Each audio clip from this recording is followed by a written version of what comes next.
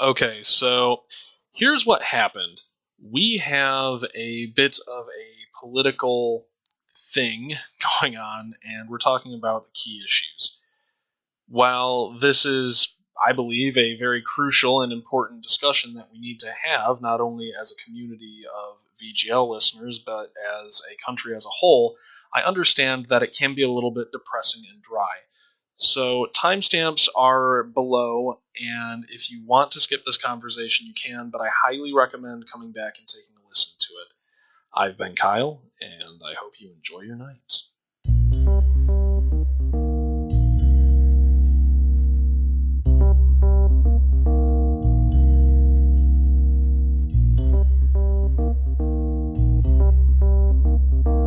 Hello and welcome to another episode of Video Game Logic. Today's show was recorded on February the 7th, 2017. I'm your host, Gaming Psychologist. With me, as always, my new best friend. Wait, new? Which one of us are you referring to? Well, you kind of just... Yeah, they're both here. Okay. Yay! It's supposed to be Caffeine Rage first, and then... I thought that's where you were going with that. Yeah, you kind of threw me with new because... is there something I don't know? Should we just start over? Sure, yeah, but I vote that we keep this intro and just have the flub just keep going, because that, for some reason, just epitomizes the VGL podcast to me. Sure, let's start over. Hello and welcome to another episode of Video Game Logic. On today's show, we'll do stuff, and I messed it up already again. It's your fault, Kyle. Hi, I'm Kyle. I messed things up. You know what? Screw it. This is just our intro for this week. On today's show, we will, of course, be discussing the games that we played. The European Commission is investigating Valve and 5 publishers. The new GameStop program leads employees to lie to its customers. No early reviews have been given for Honor, which is awkward to say. Obsidian's lack of internal advocacy killed their Xbox One launch title.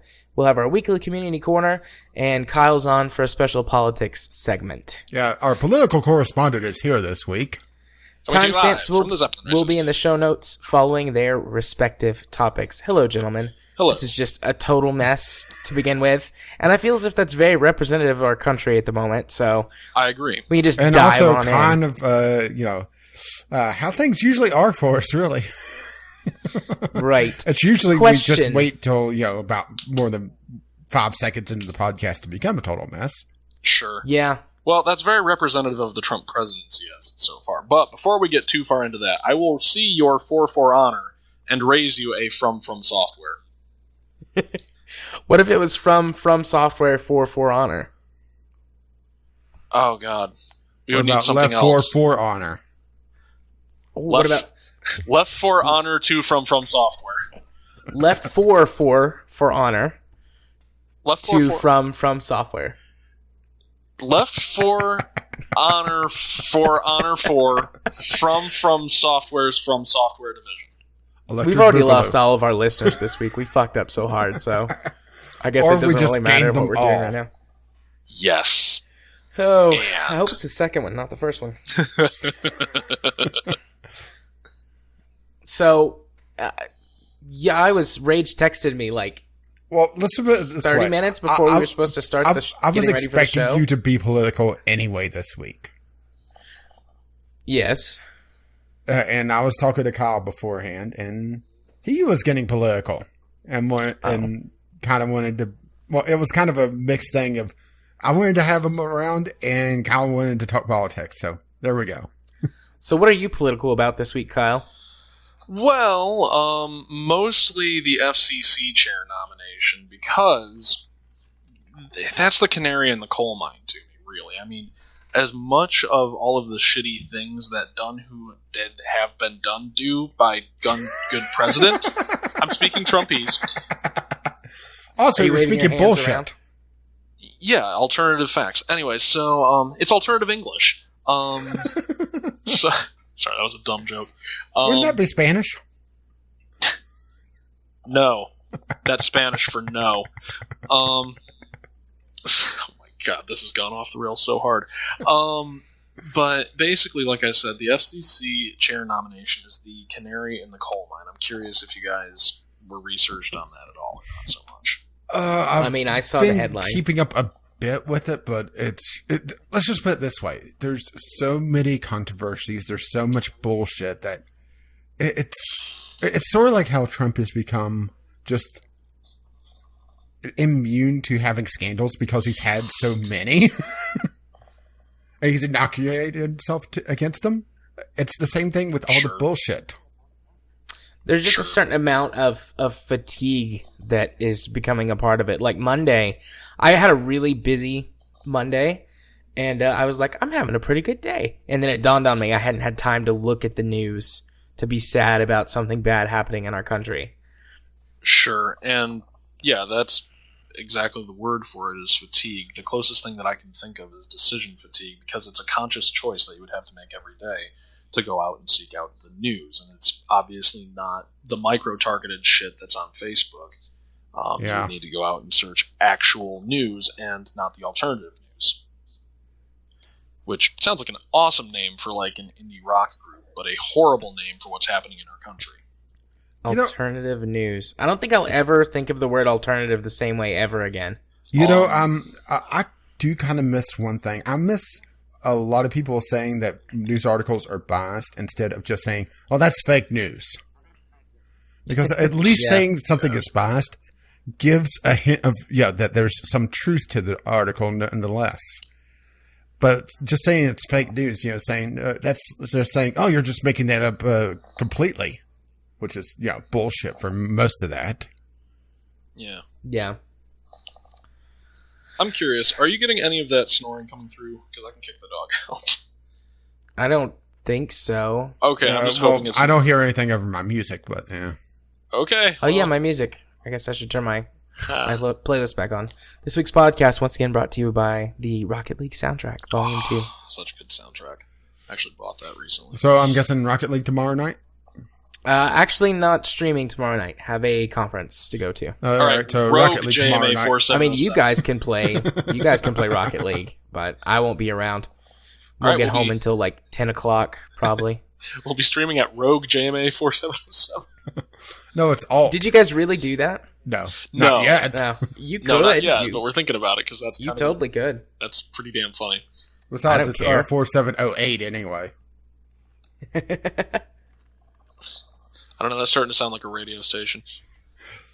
4708 from the Rogue. Weasel. Coming at you from KBRO, the Bro. And next up is Crash with his gaming tip. The other night, I was listening to the Rocket League soundtrack, headed home from the clinic, and I turned the bass and everything up in my car sound system, which is pretty decent for a stock system. It was a Bose, I don't know, fancy 1,000-watt system that was part of the package with my car. And I might have gotten really heavy in the pedal on the way home. Really, really heavy. I had the rocket boost going, huh?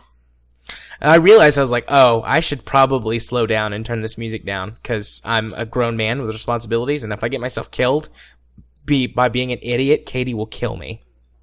She'll find a way to kill me. Yeah, then I'd have to edit the podcast with Kyle every week. You realize I do have editing experience, right? Yeah, true. I could just leave it to you and still be lazy. Oh, yeah, absolutely. As lazy as I am right now, which means just, collecting on the news stuff, doing the show notes, posting the podcast itself, doing the show notes there, making sure all the things are actually lined up. You don't collect all the news. You just get most of it. Okay, I 90%. have one or two stories. Yeah, but your news stories are alternative. They're fake news stories. Okay, but... So, Sorry, go ahead. Before we get too far off of this, I do have a fun story. Too far off of what? Have we actually had a track yet? We haven't. We never really got started. Okay, but you were saying about the Rocket League soundtrack and getting your bass thumping in the car. Back in college, I played Payday 1 with my friends a lot. Like, really fun game. So I ended up getting the soundtrack to the game and throwing it on an MP3 player. And I was living in a dorm at the time. And the first mission, First World Bank, decently fun mission, really iconic soundtrack, and there's this little bit of drum undertone right before you start the robbery. It's or something. It's really low and it's hard to mimic with my mouth. But then the base drops and like it gets into high gear. So I was actually walking to go get my laundry, and I was like, oh, I'll listen to the soundtrack, see how all the tunes are on it. As soon as the bass dropped, I immediately started running down the hallway, and I couldn't tell you why. And I'm like, why am I oh shit, the game programmed me. Fuck. Nice. And then the game is playing you. Dum bum bum. Okay. I'm okay with that. So do you want to know why I'm political this week? Yeah, sure. The main reason I'm political? Betsy DeVos. That the person who was confirmed by a tiebreaker. I think that's the first time that's ever happened, actually, where the vice president had to come and be the tiebreaker in the Senate. Yeah, which is hardly surprising how he broke the tie. Oh, no. He voted to confirm her as the Secretary of Education. She has no business to be there. She has no educational experience at all. She's got a lot of experience at raising money and giving it to Republicans. Oh, this is perfect. That touches on things that get a little tinfoil hatty with my political discussion, but... Well, let's go. The biggest problem that I have is that she wants to defund public education, which is the worst thing, probably the worst thing that you could do ever to any country. Will make a lot more Republican system. It'll make a lot more Republican voters because they could just lie a lot easier. Yeah, it's a lot more nuanced than that. Basically, what she wants to do is create a system of school vouchers to send kids from public school to private school. But all of the ways that it's been presented basically means that the money is going to go to families who already can afford private school. And that funding, which would be going to public schools, is going to this voucher system. So the federal government paying for high-income families' kids to go to private schools. Well, that strikes me as plausible. Very Republican. Oh, yeah. And very 21st century Republican. Absolutely. Well, and that makes me really mad, because I'm a huge proponent of a good public education system. I mean, the United States, I have no delusion that the United States has like an amazing public education system, but there are places where it has very good public education. Even where I live, out in the middle of BFE in Tennessee, we've got a decent public education system here, but we rely on getting a lot of government, federal government money, not state government money, for that, because Tennessee... I can't remember if this last year they were in a deficit or a neutral on their budget, but we don't make a surplus, so we can't afford to put any extra money into education. So we can't make up the difference that we wouldn't get from the Fed here in Tennessee. So basically my tweet was like, well, I guess we're going to homeschool now, because I'm not a huge fan of homeschooling, but that's more because of... societal reasons. Like, I think a society is more productive when the parents can both work or at least pursue their own ventures and you send the kids to school. But and plus, King won't have quite as much social experience with other kids his age. Yeah, that's another reason. Although with the internet, and that's becoming less of an issue. I did some research recently on it because Katie and I were discussing, because I went to public school, she went to private school, and so she likes private schooling and homeschooling. And we had a long conversation about it. I was doing some research. But that's becoming less of an issue because of the internet and things. But anyways, I don't think that homeschooling is like evil or anything. Just my personal beliefs on society, to me, dictate that public school should be where your kids go. And then you can work or pursue hobbies or whatever. But, I mean, if the public education system isn't there, Katie and I are both college graduates. I've got a master's degree for Christ's sake. So... I know that I could do a better job than an underfunded public education system. Yeah. Well, to me, and a lot of the nominations, including but not limited to this FCC piece of shit. No, tell us how you really feel. I'm sorry. I shouldn't judge out of hand. And I'm not, because I did research. But, basically... You remember a couple of years back when they were trying to undo net neutrality? Yeah. Yeah, well, things are even worse now. Yeah, they're trying to take the Trumpian approach of rush in, executive order the shit out of this, and basically, it's unfortunate. But like I said, this strikes me as both a historian and a political scientist. I don't know if I've mentioned this before, but I minored in poli-sci, so I know a little bit about what's going on. There's three and main you're probably problems. looking at this thing and going like, what the fuck? Well, there's three main problems with the Trump presidency. The first is he's not a politician. Yep. In that he sees the world as a businessman and not even an economist. Not even, yeah. So wow, that was a definite mic pop. So what we're looking at is... I think I hear the dog snoring now. Yeah. So what we're looking at is a man who is taking a look at the global economy as a zero-sum game, which is not the correct way to look at it. No. And the fact that he could try to bully his allies into seeing his way. Well, right. Trump's view is that he said it a ton of times. America doesn't win anymore. We need to win. We need to win. And he views, like you said, zero-sum game, winners and losers. But that's not how global economy works. Right. The pie grows, and it's just percentages of the pie. That's literally it. If China makes more stuff, America's not getting less money. China's just getting more. If Russia enters a recession, America doesn't make more money. Russia just makes less. Right. So that's problem number one. Problem number two. Trump never struck me as a man who had an abundance of common sense. No. Really? No, he's never really struck me as that. He has done a really good job at creating a brand for himself. I mean, say what you will about the man. He's created a brand that apparently appeals to a lot of people, which is all well and good.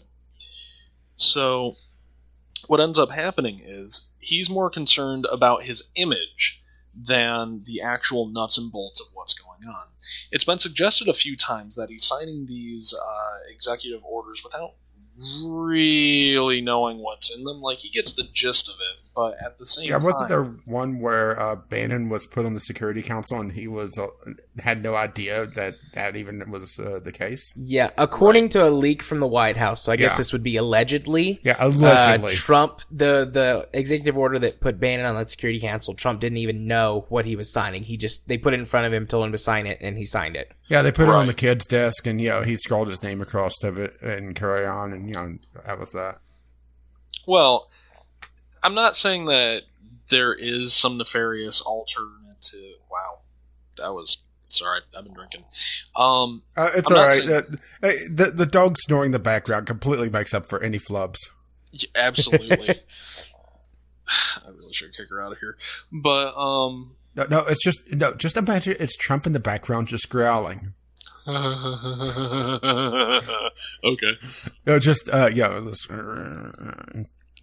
Sort of like how he's is whenever someone mentions, you didn't win the popular vote, or have you seen the newest episode of Saturday Night Live? Sure. I haven't seen that yet, but I need to see that episode. But let's just put it this way. I just watched a couple of clips on YouTube on their official channel, and that's about it. Damn. I want to say, about Trump as a person, I don't think that he's stupid. He's not. I think that Trump is incredibly intelligent and incredibly good at what he wants to do, which is look big and talk big, and that goes to what you said earlier about building a brand. Like, that's all Trump wants is a brand and a legacy, and he has just surrounded himself with the wrong people. Right, and this was always inevitable. You couldn't really get away with this balancing act that he was proposing on the campaign trail. And I knew that going in. I did. Where you were not people were told the people in my state that. Well, he has no political experience, so he can't bring on people who also have no political experience. That just makes no sense. It'd be a green-on-green government, and that's bad. So... The question is, would it be worse than it is now? It would be less active than it is now. I can't speak to whether it would be worse or not because... no, that doesn't seem like such a bad thing. Yeah, that would be fair. That's Let me put it this way. Kyle. They might fuck things up more spectacularly, but more slowly. If is probably one of the craziest words when it comes to history. What if the Nazis had managed to take over England? Well, we might have won World War II. I don't know. It's very crazy. What if we sent AK-47s back to the Civil War and gave them to the South? Oh, so you played Darkest Hour. Sweet. Or Darkest Days. That's the one. But no, in all seriousness, like I said, he doesn't have a whole lot of political instinct. And okay, that isn't necessarily bad, but when you're talking about a man who's used to business and making a deal with all possible... Oh, what do I want to talk this as? All possible options on the table, including but not limited to, in this case, the armed forces. That is a very dangerous situation and a very slippery slope, because you can only push around other countries so long before they're sick of taking your shit. Yeah, which is a tweet I made last week at some point, I believe. Like, you can only bully countries for so long before some of them push back. Okay. I want to hear some percentages on this. Just that I'm going to throw out there. What do you think the odds are of us dropping a nuke in the next 4 years? Oh, fucking Christ. I'm not saying where. I'm just saying nuke active. Nuclear launch detected. How likely? Okay. I'm going to derail this a little bit and talk nuclear, because this is a very complicated issue and it scares the shit out of me, so I think I should offer a little perspective as to why, because I know I don't really get into it whenever somebody's like, nuke, I'm like, oh god, no, please no. The problem with a nuclear weapon, especially if it was detonated in the United States, is you would immediately see a collapse of a lot of the social systems that are in place right now. Honestly, if you wanted to completely remove the democracy from America, all you would have to do is detonate a small nuclear device somewhere in America, and that would prompt a martial law that there would be no need to get out of. The History Channel actually does a pretty good job explaining this, but more important... is that before or after On Stars for 5 hours? It was a special. They had it on before they got stupid. I don't remember. I think I've seen it before, actually. I think I know what you're talking about, because and this was before, several years ago, before we relied even more on social media and the internet. We were still coming into that age, but basically the detonation itself, the actual destruction, would be nothing compared to a combination of government response, martial law, and the EMP wiping out huge swaths of technology around where it was detonated. Yes, and then, didn't they speculate that airburst weapons would be more effective at collapsing society than just a nuke detonated in a city or something? Okay, so... Well, I wasn't even talking about an attack on us. I'm talking about the United States using a nuke in anger. I know. Yeah. I'm just here. I'm explaining why I fear the shit out of nuclear weapons. So, beyond that, I live downrange of Chicago. So, an airburst, okay, I'm not going to get a whole lot of radiation from that, but there's also not going to be a lot of destruction. You take out a lot of the electronics in the area, but I'm over the horizon, so I should be mildly okay, depending on the altitude of the drop. A ground burst would irradiate essentially half of the lower peninsula of Michigan all the way on up into Canada. And we're not talking about some massive Tsar Bomba or anything like that. We're talking about a weapon that has an 800 kiloton warhead. Now, that is enough to completely vaporize, if the center of detonation is, let's say, Michigan Avenue. That's enough to vaporize as far south as the Sears Tower and as far north as the Hancock Tower. And the blast radius would probably reach out to at least Brookfield. Which I know I'm just throwing out names, but anybody in the Chicago region is like, oh shit. I'm starting. I think Ghost Shark will know what you're talking about, and none of the rest of us have any idea. Yeah. Well, hang on. Google Maps Chicago. I mean, I got Chicago. I got that. But yeah, I've heard of Chicago before. Okay, so I've been to Chicago. It's a nice place. Yeah, I don't want to see it go up. But the problem is, even if we get fired on first, even a small-scale nuclear war would be the end of the world, because what we're talking about here is a device that will throw up... there's a reason why they call it MAD. Right. And that's what we have to keep in mind, because even just 100 devices, let's say that kills 70 million people, which is a lot, but it's not a lot. That's 1% of the Earth's population. 1%. Yeah. Mm-hmm. There would probably be a decline in another 80% of the Earth's population, given a myriad of factors, including but not limited to strontium-90 being a radioactive calcium alike that would get leached into the soil, ultraviolet radiation caused by nuclear winter, a blocking out of the sun caused by nuclear winter, which would last for about a decade, depending on the size of the nuclear war. A quick question: would the Republicans keep saying that climate change is just a hoax if we have a nuclear winter? Maybe. It would drop the temperature by about 10 degrees Celsius, which is insane. The sea levels would go back down. But so we got that going for us. Well. So anyways. The odds of a nuke being dropped, I'm sorry, I kind of strayed. I'm very passionate about not being irradiated. I can't imagine why. Yeah, seriously. The odds of a nuke being dropped, if I'm being 100% honest with myself, 10 to 15% in the next 4 years. Yeah, that's I was a in little the 10 higher to than 15% range. Actually want. That's the percentage that I was in. I'm guessing that if it happens, it'll be dropped in the Middle East as part of a grand plan to eliminate ISIS. I was doing air quotes, by the way. Yeah, or it'll be used against China.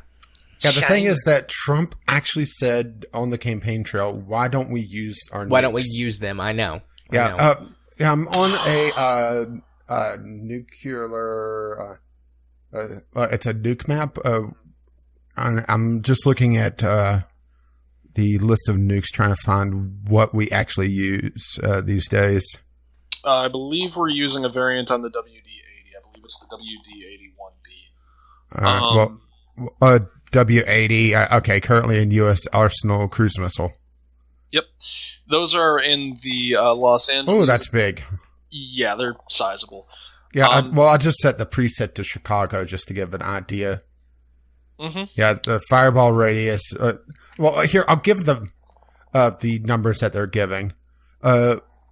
Fireball radius is 450 meters. Mm-hmm. The radiation radius, 500 rams, is 1 kilometer, with the air blast radius being 3.74 kilometers, which is... That's not a ground detonation, then. The ground detonation is going to spread more radiation. Yeah. Yeah, this is... Okay, that's the air burst, sorry. The dog is getting a lot louder. Yeah, she is. She's getting off. Okay, I selected service... Which, let's do casualties as well. Okay. Please don't. It's ticking up. I might be one of those numbers, so please don't. Estimated... Well, this is... this actually doesn't leave the Chicago area, according to this. Bullshit. Oh, hang on. Then click radioactive fallout. There you go. There we go. Yeah, you see what I'm talking about? Half of Michigan. Actually, it doesn't get to the Upper Peninsula. It's the Lower Peninsula. I said. Sorry, Lower Peninsula. It just barely gets onto it, according to this. Sure. And actually, a lot of this is open area. At least it really depends on wind, of course. But the estimated fatalities. 268,000 with estimated injuries just under 250,000. God, this got real depressing real quick. Yeah, really.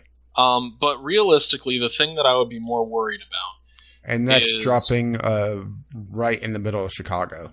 Right. The thing I would be more worried about is the Trident D5, which is a MIRV capable of, I believe, 12 warheads.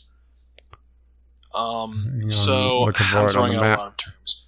A MIRV is a rocket vehicle that carries multiple independently targeting reentry vehicles. So one Trident D5, I think, contains like 12. Okay, I found it on here. It's a W88. Yeah. Okay, let's click the button to find out what happens. On the bright side, if they nuke Atlanta, which is the closest major city to me, I am out of the blast radius and out of the predicted path of the radiation. Sure, it follows the trade winds. But realistically, the 10 to 15%... estimated fatalities, 458,000, with estimated injuries, 841,000. Yep. And that's not even counted the... that's airburst. It's probably going to be a ground burst. With the surface being... Well, that's taking up quite a lot. Yeah. 420,000 fatalities and 340,000 injuries. Yep. But once you get the radiation field, does it... well, this goes further into Michigan, but it still only gets about halfway through the Lower Peninsula. Right. But it also cuts it off a lot. And the other thing you have to keep in mind is that band that it's cutting through is a lot of our farmland and strontium 90s bad news bears if it gets into the soil. Because it takes something like 6 to 7 decades to become to the point. Only? Yeah, it's a human lifetime. But point is, the 10 to 15%, he's either going to piss off a nuclear power, like Russia, or somebody's going to take the opportunity to nuke us, at which point we respond. And if I had to put bets on if we're going to get hit, who it's going to be, by God, like I said, this took a real depressing turn real quickly. I just had to bring it up, didn't I?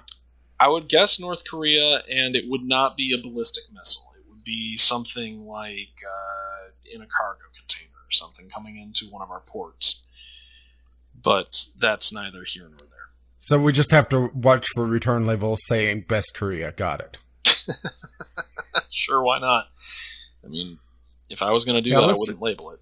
But you wanted more percentages, so let's get the fuck off of this depressing-ass topic. Well, I was going to give some landmarks that's in the radiation field. Wrigley Field is in the north, and to the south. Let's see if I can find something in all the yellow.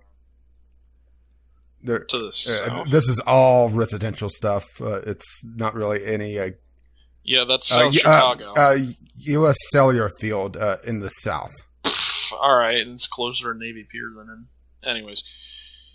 Yeah. Yeah, Navy Pier's right there. Pier 31 is in the deep radiation field. Mm-hmm. This map is fascinating and terrifying. Oh, you found it? You remember when I was like flipping out like the day after the election? I'm like, fuck, nukes. This is what I was looking at. Yeah, that's the one I'm using. Nuke map, yep. That's the one I'm using too. Yep, that's the best one. Best nuclear map. Okay, let's go away from this, please. Drop a nuke on your town. See what it would do. Let's go away from this. So, Rage, you had other percentages you wanted to ask. Well, that was the big one for me. Also, excluding just nuclear weapons in general, just starting a huge conflict. I'd put that in the 60 to 70% range. Actually, I'm a little bit lower on that one. I'm in like the 25% range. Over the next 4 years. Yeah, over the next 4 years. My thoughts are that the American people by and large, do not want war. And a nuclear war would be something a little more that would happen a lot faster. But a long, drawn-out conflict would be something that the American people would not want.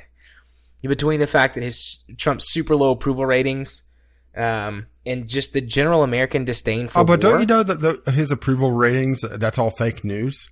People actually love him.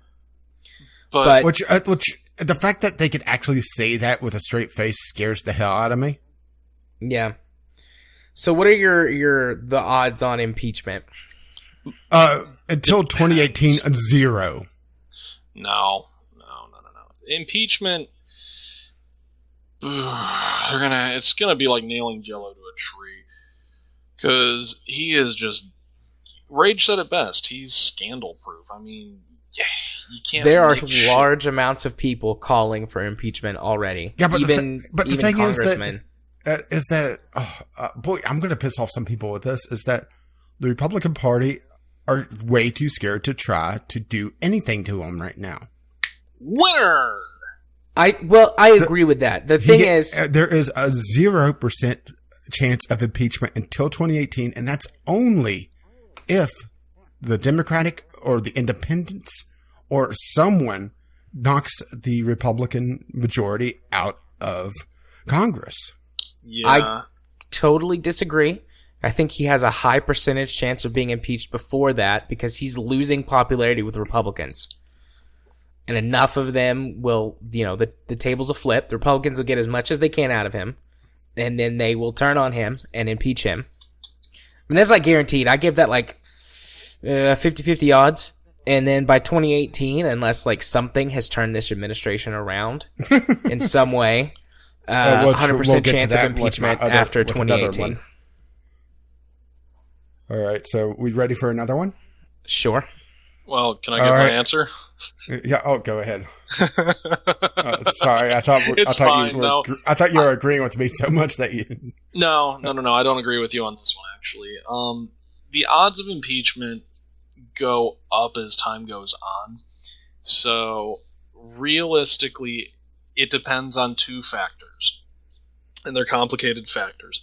Number one is, does somebody do something stupid in the government? And basically what I'm talking about is, do they step over a line too quickly? Because here's the thing. It's the boiling frog. I mean, you know what the hell I'm talking about when I say that, right? Yeah. Okay. It depends on how quickly they move and also how much they obfuscate exactly what's going on. Because Trump's approval ratings could be in the toilet, but if he intends to run this country like a dictator, it doesn't matter. Yeah, that's a good point. So what we have to look at is how quickly can the Congress gain a backbone? Because what you're thinking is in 2018, we're going to see a fundamental shift as to who controls the legislative branch. But what you should be asking yourself is, will the legislative branch even matter in 2018 if things keep going this way? That's a good point. And flipping the legislative branch is still going to be difficult in 2018 because a lot of Republican seats are not up for re-election in 2018. I mean, there's enough that if Democrats win all of them, or at least most of them, it will flip. But, some of them are in deep, deep Republican states. So, well, I mean, even in my area, which is primarily red, I saw probably the saddest fucking anti-Trump rally I've ever seen in my life. They were standing outside of the representative for our area's office, and our representative's a good guy. He actually interacts with the community and whatnot.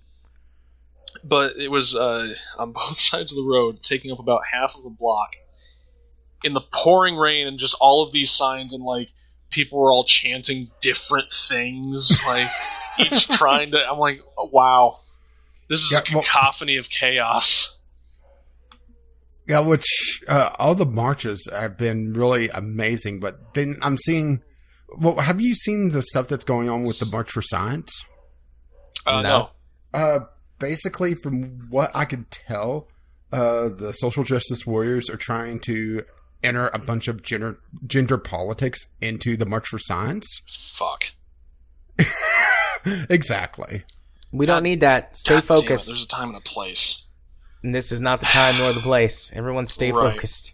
No. I mean, I've sent, how many? Let's see. I've sent 2 hand letters, like a gazillion emails, and I've called my representative, I don't know, 20 or 30 times already. And I will continue to do so. Because, I mean, I can't go. I don't have the money or the time to go to one of these protests. Well, I have the time, but I don't have the money. Maybe if one happened near me, but, I mean, there hasn't been anything, as far as I know, organized in, Chattanooga let's put it this way. I went to the March for Science subreddit for my state, and there were no posts. It's like, and I thought, this is kind of fitting. Yeah, I was going to say, it's West Virginia. Well, I mean, I've talked to our representative when I met him at brunch a couple weeks ago. Like, I just ran into him, and I was just like, hey, how are things? He's like, terrible. I'm like, okay, you have my support. What do you need? I mean, there's not a lot I can do. I'm about as middle class as they get, but... Yeah. Realistically, and... allow me to indulge for a second, if you will. Oh boy, here we go. All right. Here's what really concerns me about the Trump administration, and this is the third point from the 3 points that I kind of got on way earlier in this. Yeah, about 20 minutes ago. Something like that, and then you guys started dropping nukes on Chicago for no fucking reason. Can't imagine why. Yeah, I can't imagine why I'm terrified of those things. But basically, there's a lot of people with not a lot of experience being put into key roles. And essentially, what I think might be happening, and this is where it's going to get a little tinfoil hatty for me, is Trump is essentially buying loyalty through fast-tracking people who would be on the wait list for a lot of things. For example, the FCC nomination that got approved, Mr. Pai, I believe his name is. He's only been basically a minor Republican player for about 3 years now, and he's getting a seat at the big boys table. And if you take a look at a lot of his nominations, you start to see that he's giving these people a leg up, and that buys a lot of loyalty. And once you start surrounding yourself with a lot of yes men and basically people who will agree with you and march in lockstep with you, that's when you start getting into the territory of the legislative branch not mattering. So, what am I saying? I don't necessarily think we're heading for Emperor Trump yet, but if you were going to set it up the way that you would do it, a lot of confusion and a lot of noise to mask what your true intentions are. The idea of we're going to push through a lot of executive orders and then do the important shit behind the scenes. For example, Trump already announced his 2020 candidacy, and he did that within 3 weeks of becoming the president. Why haven't you heard about this is because I heard about it. Yeah, I did too. In general, what I'm saying is why this hasn't been a bigger deal is because of all of the other shit that's been going on. And if you want to basically do something evil, there's 2 ways to do it. The first way is more guaranteed. Hide it in something boring. If you want to do something evil, the other way to do it is make yourself look like more of an asshat while being quietly evil behind the scenes. Yeah, I think that also, I mean, I don't think that that's too tinfoil hatty.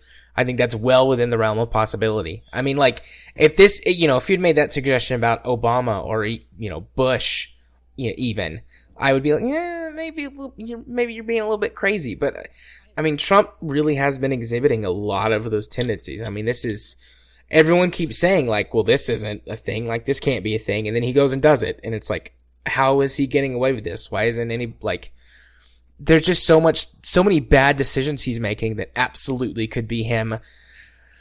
Definitely gaslighting us, basically. Yeah. Sure.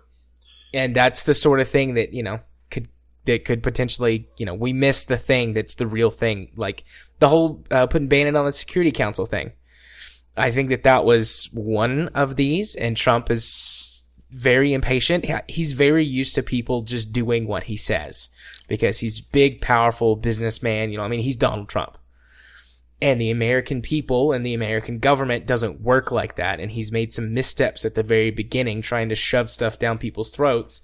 And he's encountering resistance from people who are also powerful and used to getting their way, or at least having to deal with this. And he hasn't learned the game yet.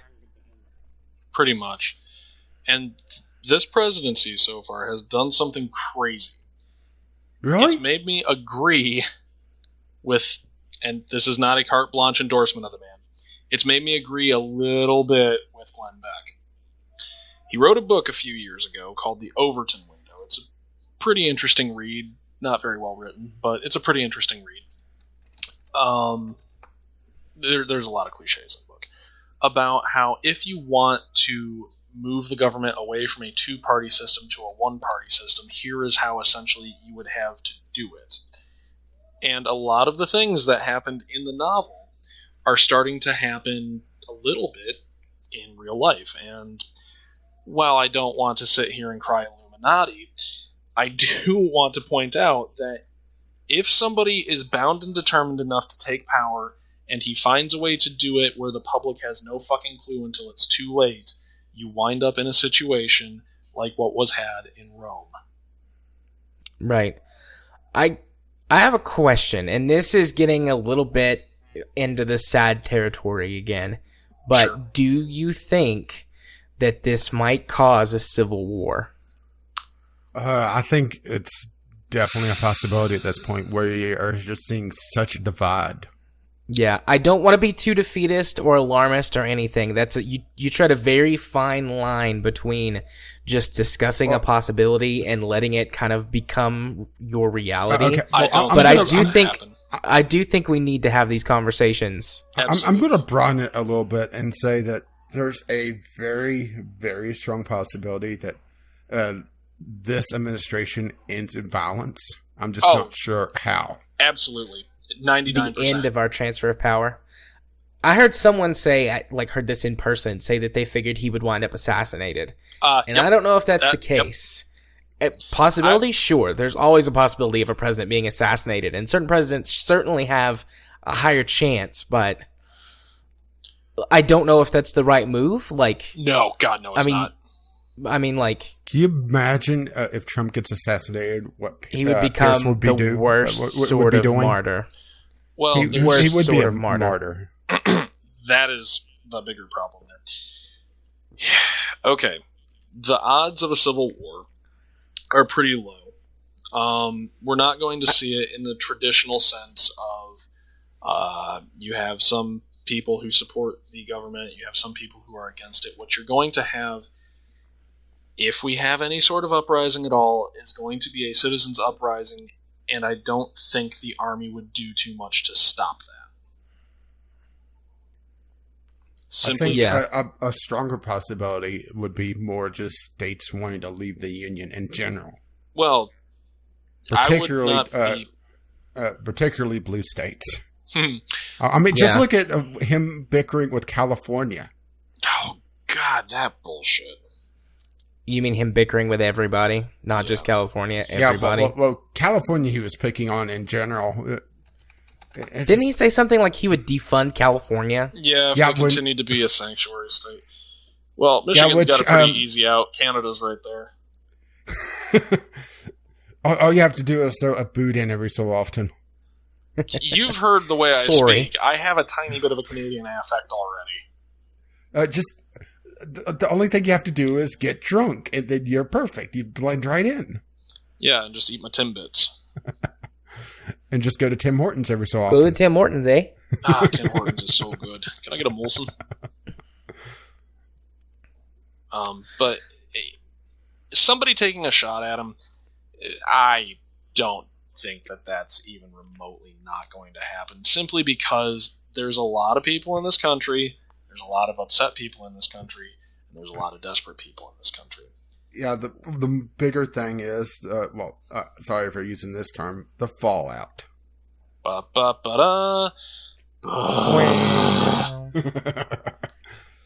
Because can you just imagine, even if he's just injured, what just will happen? Cutting the head off the snake in this case would not work. It's a Hydra. Hail Hydra. Oh, shit! I'm gonna have to call Captain America. Get him in here. Yeah, about that. Maybe I'll just call Chris Evans.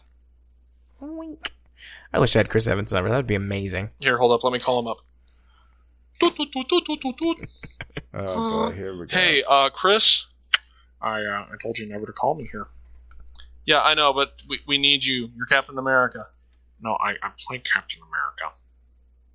Okay, bye, Chris. Yeah, he's not going to help us.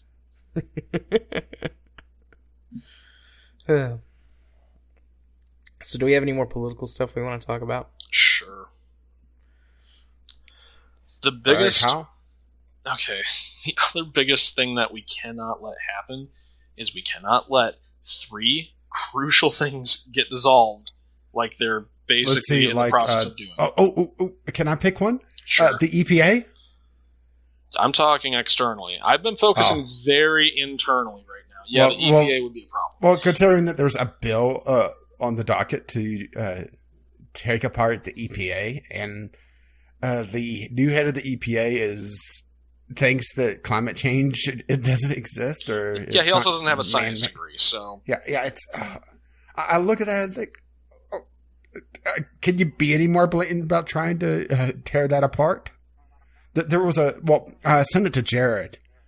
One of the sections of the podcast that I sent to him was about people fighting Trump in the bureaucracy, dragging things down.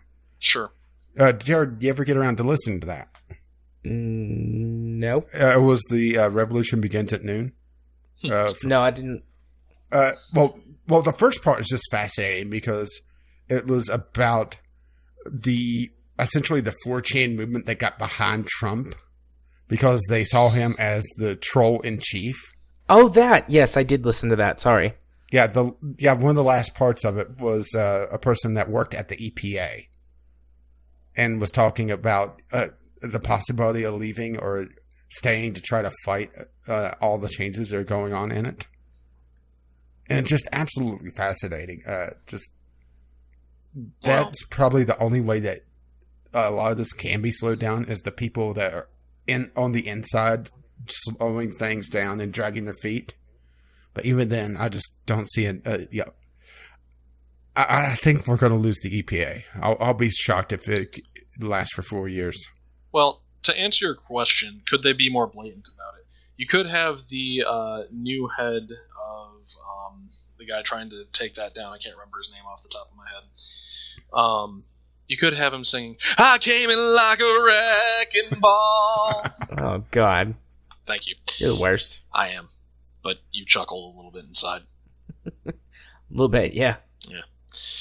Realistically, it's going to be up to people, especially people in our generation, to stand up and say no to this. I'm not talking about any sort of violence against any sort of establishment that Trump sets up, because that is the quickest way to lose support for a movement. Right. But ultimately, if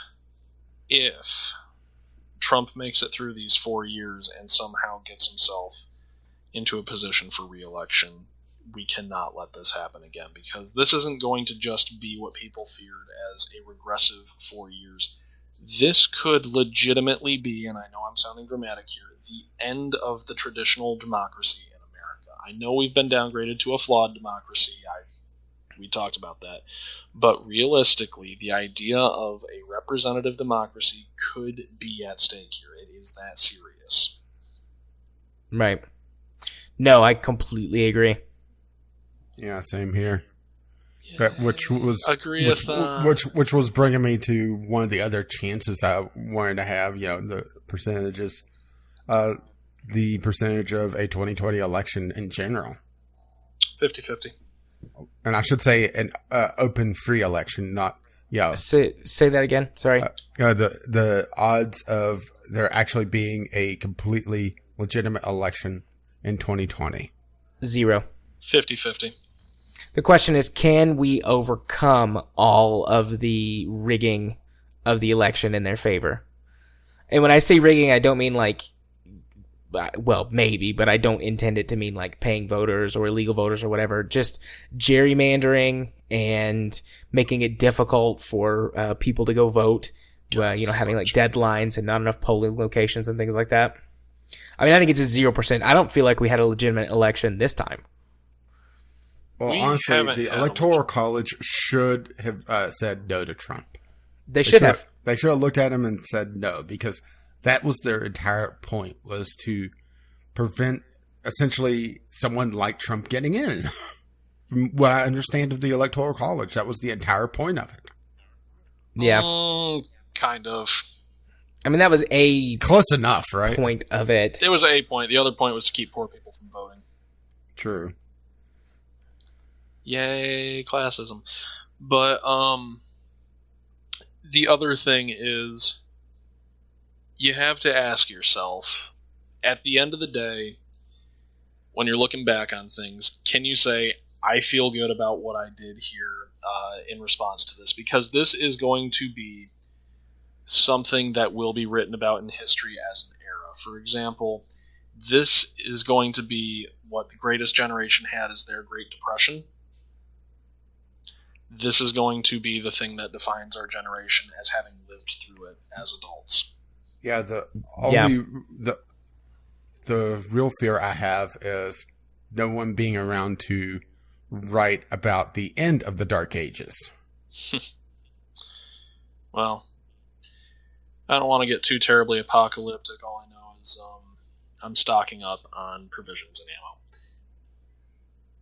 Well, the thing about post-apocalyptic stories is that in the end, they're all optimistic that people actually survive. No. Everything has a time. I don't think that we'll see the end of humankind. I don't think we'll see the apocalypse, but it really depends on just how big of nuke war that he starts. Well, we might see the end, at least for an era, of a relatively peaceful world. I mean, I know those shit that happens all the time, but you take a look at the last 75 to 100 years. You're saying World War III is just around the corner? No. It might be. I don't think so, but I think that the world is too interconnected for another world war to ever happen unless it becomes destabilized. I mean, could the world be destabilized? Yeah. Could Trump do it? Sure. I have a little bit more hope in general humanity than that. I mean, I have more faith in the American people than that. We've seen the greatest protest since the Civil Rights Movement. A much, much, much larger protest since the Civil Rights Movement. Yeah, which gives me hope in our country wanting to go back to the way it was.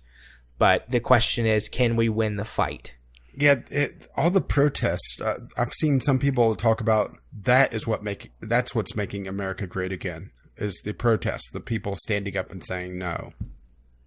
Yeah, and maybe that's about the only way I see Trump making America great again. And who knows? Maybe that was his end game. I doubt it, but yeah, I really doubt it. I don't think Trump is playing some kind of like 4 or 5D chess. He's just a narcissist. Yeah. Sure. I'm not saying that he has this huge strategy behind the scenes to, wake America up. No, he's in this for himself. Absolutely. And he's in it for his friends. He's not a chess player. He's a piece. Yeah. He is a pawn in a much larger game that he doesn't realize is being played around him. Yeah. Because, I mean, he's in over his head, and what he should do is surround himself with genuinely, truthfully, not the alternatively, best and brightest that he can, and learn things and make good decisions. And instead, he's just doing whatever people tell him to. The moment that the White House staff starts referencing fake terrorist attacks and talking about alternative truth, you know you're fucked. Yes. Yeah. Yeah. Boy, this has been such a cheerful talk for the last hour or so. Yeah, it has been an hour. Yeah, we're gonna have to figure out how to set up this podcast because I'm thinking some sort of pre-roll talk. Yeah, I'm you. gonna do a primer. There'll be 3 weeks in a row that I've had a primer. Yeah, but this time at least so far, no editing problems or no recording problems. No, that's right. I just drank this, didn't I? No, I hope not. No, I'm fine. My new computer's good to go. But the other thing. Wait, where did Kyle go? Fuck. The other thing. Where are you seeing Kyle? Is that the human instinct is to give up when overwhelmed, and we can't do that. We just can't. Nope. Because here's what it is. You might feel that the protests now are good and that they need to exist, but the problem is, especially, and you saw this with the 1% movement in Wall Street, the Occupy movement, it really lost steam. Because they lost focus, they splintered. And what we need to do is we need to come together, put aside a fuck ton of differences in this country. I'm talking race, I'm talking class, I'm talking sexual orientation. You need to put that shit aside. Can that shit, because the thing that we're going to be fighting for is so much bigger than that. Yeah, that's why whenever I saw what was going on with the March for Science, it just was chilling to me because let's put it this way. I saw this happen before. Now, I'm not huge into the atheism movement, but I've seen the social justice warriors bring in gender politics into atheism and make atheism plus. And that's just a clusterfuck that just killed so much momentum for the talk of atheism. Sure. And I never was one to do marches or anything like that. But I listened to some of the podcasts and was keeping up with it. Mm-hmm. And just hearing everything lose steam because they started talking about gender politics plus atheism just ground everything to a halt. And I'm seeing it come up again. Well, Gamergate was another example. Hey, I'm actually bringing video games into this. Get the fuck out of here with that talk. We're at the hour mark and we actually mentioned video games. What is this, Democracy 3? Yeah, but Gamergate was another example of that where it became... It's not exactly the same thing, but it brought in people talking about how it's sexist to disagree with certain people. And it became something outside of what Gamergate was originally. Gamergate originally was talking about the ethics in games journalism. And that became actually a meme because it just got so far off track. Granted, Gamergate is still somewhat effective, but not nearly as much as it would have been had it not just gotten its shit together, really. And I'm seeing it again, and it's just so depressing. Yeah. With the March on Science and the other marches starting to get taken over. The March on Science is the one that I've been following the most just because it suits my interests. Right. Well, the best thing that could possibly come out of this is another party.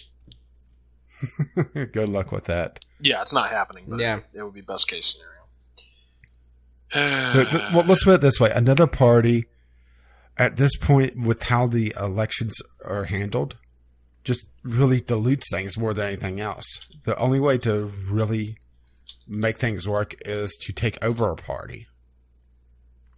And boy, that sounds really evil. And sounds like it's already happened, hasn't it?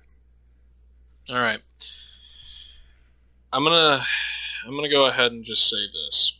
The way I feel about the way that this government is running right now is that they're following this exact ideology. Make the lie big, make it simple, keep saying it, and eventually they will believe it. Yeah. And that's the problem is that, well, also Trump doesn't have supporters. He has fanatics. You are not wrong. Kind of like the man I was just quoting there. Mm-hmm. It's just a lot of scary shit going on. Yep. So, I'm glad I came on here and fucking dragged the mood down like a fucking killjoy. No, it's good. I mean, anyone who has a platform... It's something that we needed to get out, really. Anyone who has a platform, regardless of how small or how large it is, when things like this happen, need to talk about it. Even though I do fear that we actually lost all our listeners by this point. Maybe. If you're out there, write in vglpodcast@gmail.com. We don't always talk about politics, and I'm not always on it.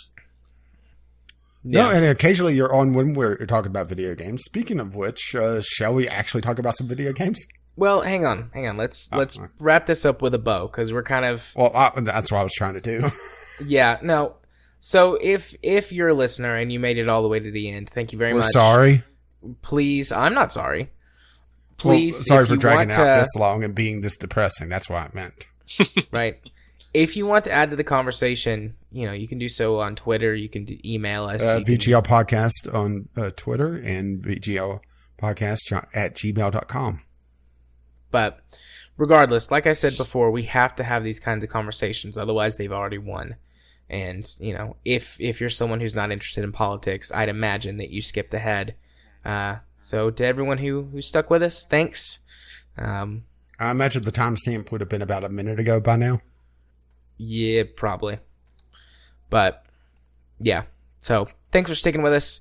Thanks for participating in the conversation. And, hopefully we don't have to have too many more of these. But, I mean, if it keeps going the way it is, I'm sure we will. Yep. So, So that's a fair assessment.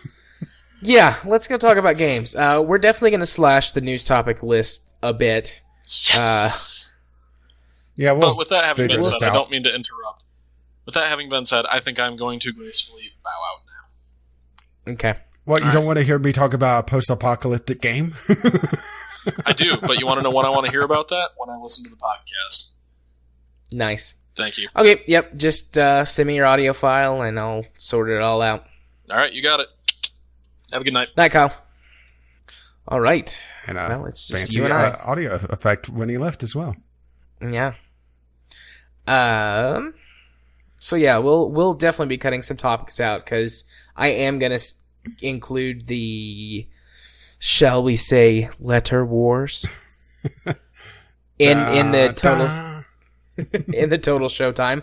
So we'll talk about games and we'll see where we're at and we'll go from there.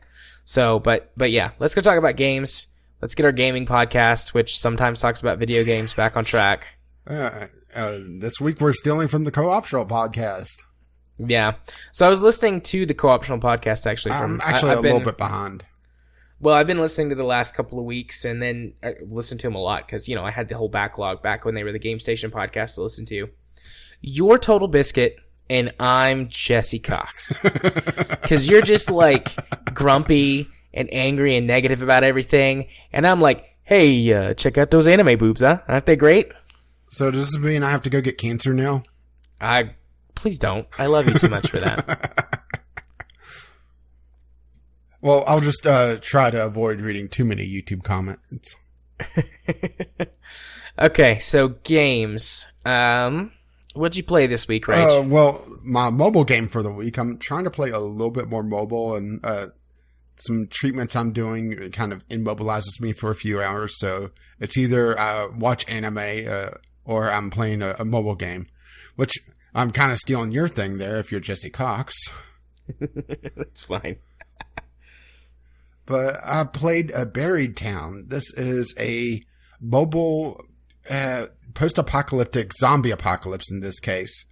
Survival game. Base building and going out collecting resources. It's not bad, but the thing is, I have a couple of problems with it. One, there's a real order of operations to everything in it. If you build your garden, if you haven't built the distillery, the garden is completely a waste, and you just wasted your resources.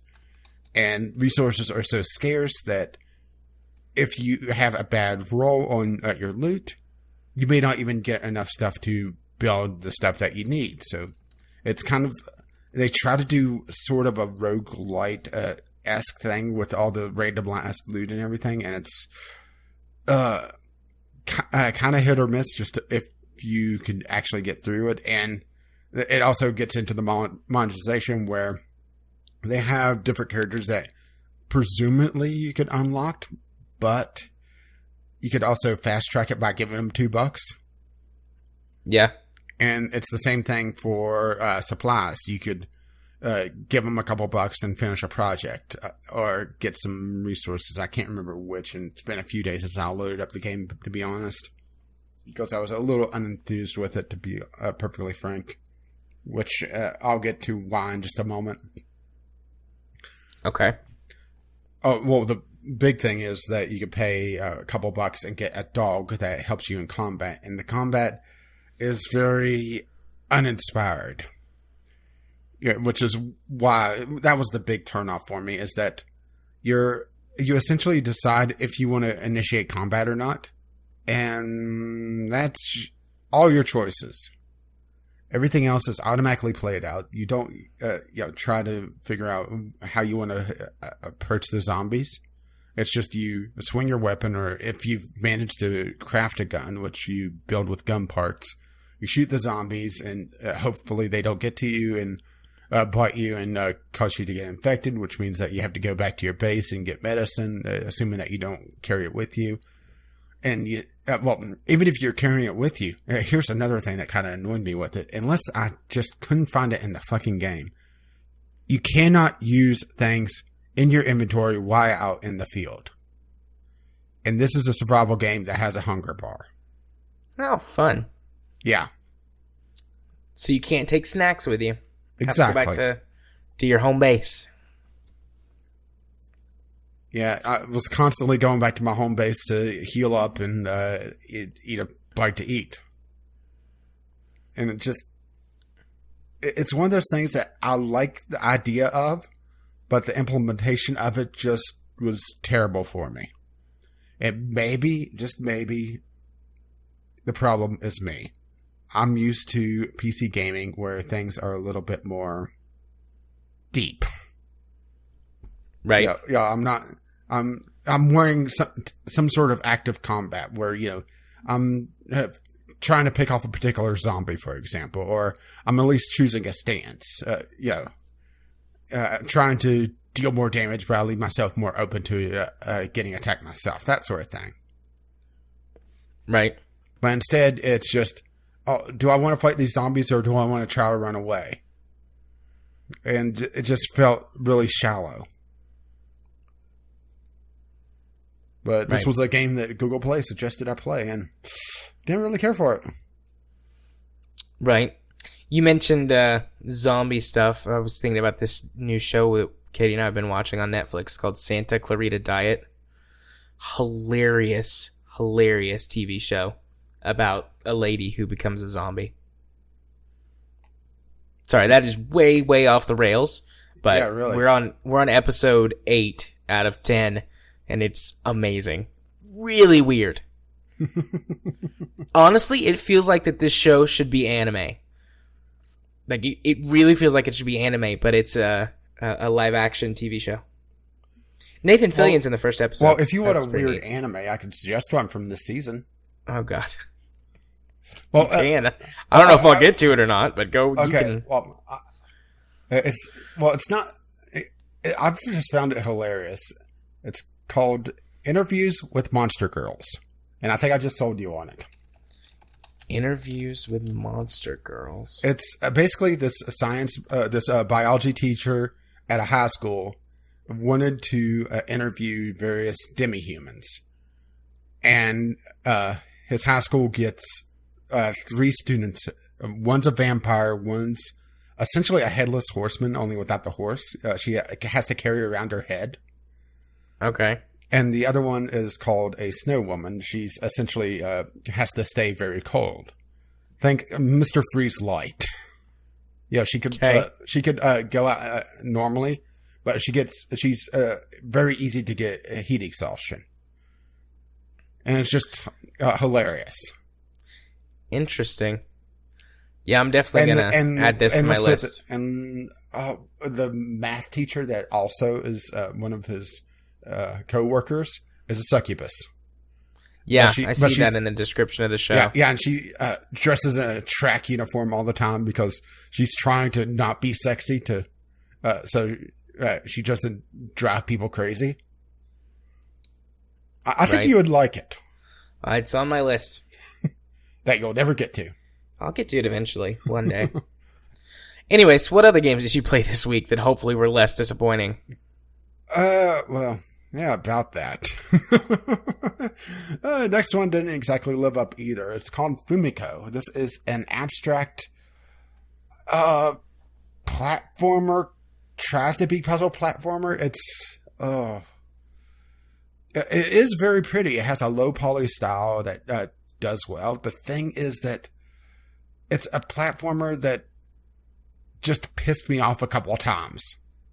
Well, okay. There's a section very early in the game. This was actually a failed Sunday sampler that it just didn't record right, and I wasn't enthused enough to try to re-record it with my another recording software. And I realized that I was just rambling about the game anyway, so why the hell not come here and ramble about it instead, right? Right.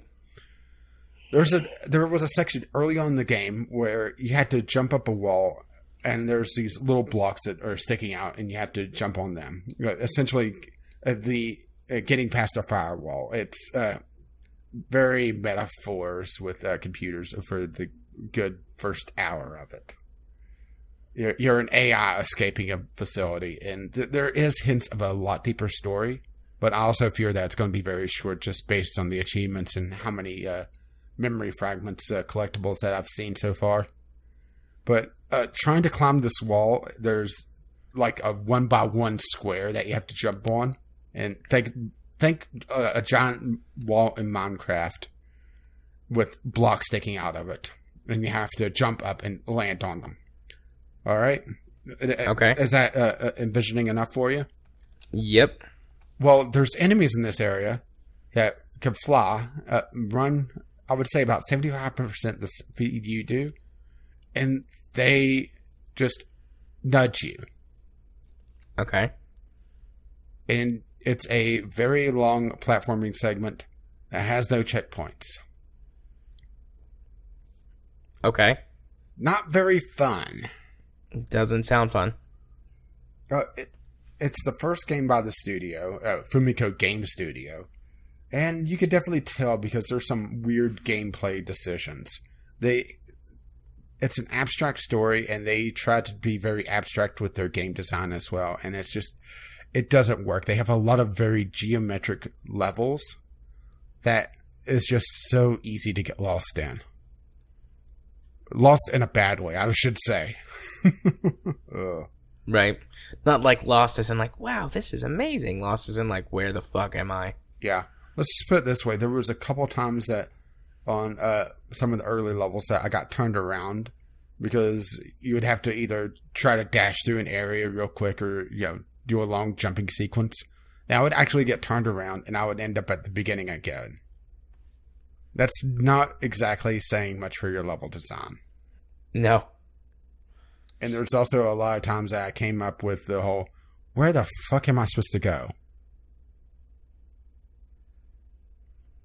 And the thing is, this played a pre-release version of this as well. It's not even released until next week, actually. Oh. Well, aren't you fancy playing a not so fancy game early? Yeah, you're just jealous because I get all the shitty indie games. Yeah, absolutely. I want all the shitty indie games. How about we have a non-shitty semi-indie game? All right. Give it to me. All right. Well, I finished off Valiant Hearts, The Great War. My recording of it. Nice. I'm not going to go too much into the ending of it. I think it didn't impact me nearly as much as I was expecting because I saw most of the ending coming a long ways away. It just it is definitely telegraphed to you. Yeah, it's just I was wrong on the particular character. I was right on the particulars of it, the general theme. Right. It's just that I was expecting a different thing to happen, but it was close enough that the impact really didn't happen. I'm being very vague because I don't want to spoil the story. Yeah, I mean, this game is at its heart, it's a puzzle game, but it's a very, very... It's very story-based. Story-driven, yeah. I will say that I didn't really have that many problems with the puzzles in general.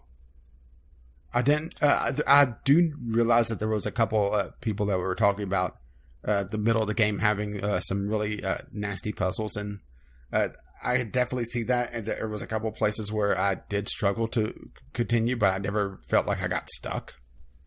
Yeah. Probably the big thing for me was there was a lot of those, I didn't see that brick moment. Yeah, I didn't see that one little thing over there that I needed to click on. Yeah. Yeah. Yeah, which gets back to, I almost want to call this, it is an adventure game, because that's probably the best description of it, but it felt almost like the point-and-click adventure games where you had to pixel hunt for a while to figure out where to go next. Yeah, definitely in certain places. Yeah, the ending sequence, I missed a pile of bricks, and I was stuck for about 2 minutes because of it until the hint system, which I did like the hint system for most of it. There was a couple times that they didn't have hints that I wish they did. Yeah. They gave me a hint about something that I had no idea even existed, like, turn on this faucet. There's a faucet? Well, okay, go look for that then. I do hope that they continue the series, make another Valiant Hearts. I don't think I would run it in World War I again. unless It'd be interesting to see one in World War II. Actually, Vietnam. I would prefer seeing something like maybe the Korean War. Oh yeah, Korean War. That would be good. Korean War, or even go Civil War. Because the Civil War really has some it has some parallels with how they did the opening bits of the story for Valiant Hearts to begin with. So it could really be set up similarly, but different time frame, of course. Yeah, it would be interesting. I mean, there's a lot of things actually that would be interesting to have one of these kind of similar things during. Civil War would be interesting. You could tell a great story there. Revolutionary War.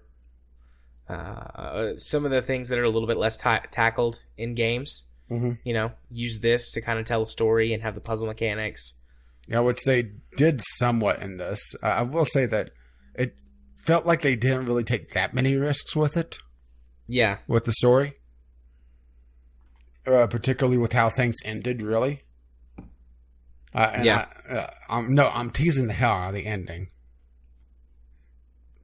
But I'm not going to say just what happens. It's just one of those things that it felt like they could have went a lot further with their theme, but they decided to back off at the last section. Yeah.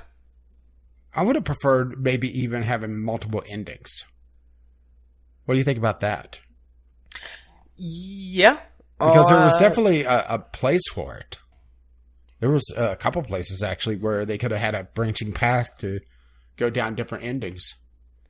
Maybe. It would be nice to have, but also I kind of like that they're telling you the story that they want to tell. I mean, it's not perfect, True. By all means. But sometimes I think it's nice to just have a game that it's like, this is the story we wanted to tell. And that's the vibe that I've always gotten from Valiant Hearts. Like, This is the story they wanted to tell, and they made it, and they did a good job at it.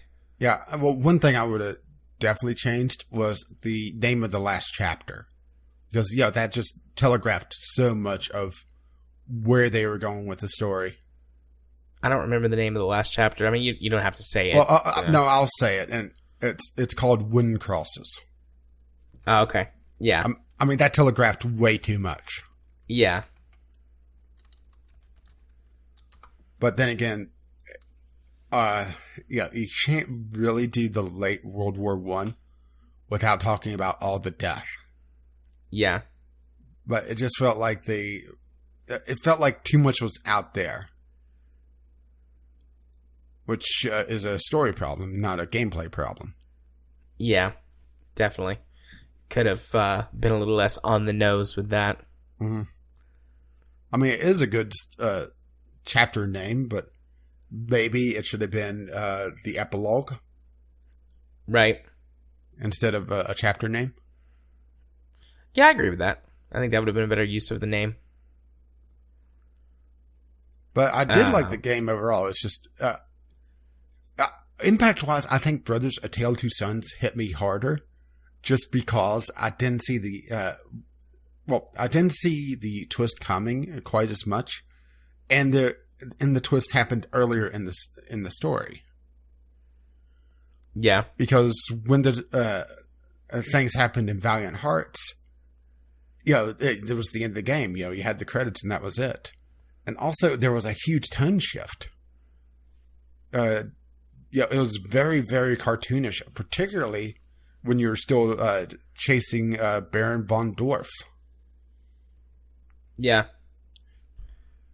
Yeah, the first, I would say, 2/3 of the game was very, very cartoonish and not very serious. And it wasn't until midway through Chapter 3 that they started to really buckle down. I'm not sure if I felt like it was completely not serious. But it does get a lot more serious and dark in the last two chapters. Yeah, it's just, it felt like the tone shift, I think I know where they were going with the tone to begin with, having, the war being glorious to war being hell over the course of the war. Yeah. But it just felt like they they had things too light in the beginning and then almost too dark in the end. And there was never a real gradient. It was very, very sudden. I won't say what the kind of the catalyst was because it's a very big plot point. But there's this one particular segment in chapter 3 that you could feel the tone just completely shift on that point and just continues on from there. Yeah. I'm trying to remember, because like I said, it's been a while since I played this game, the exact moment that you're talking of. Yeah, well, I'll drop it in chat. Okay.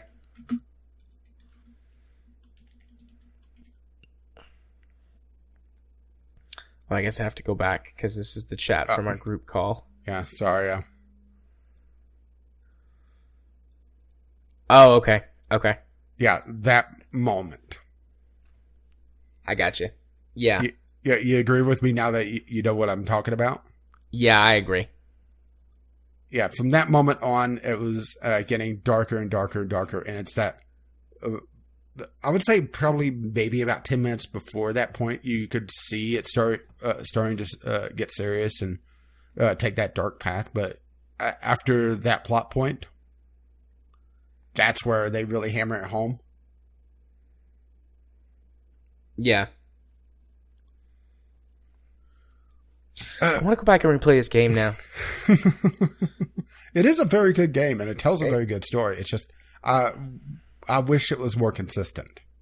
Yeah. Definitely. I definitely agree with you there.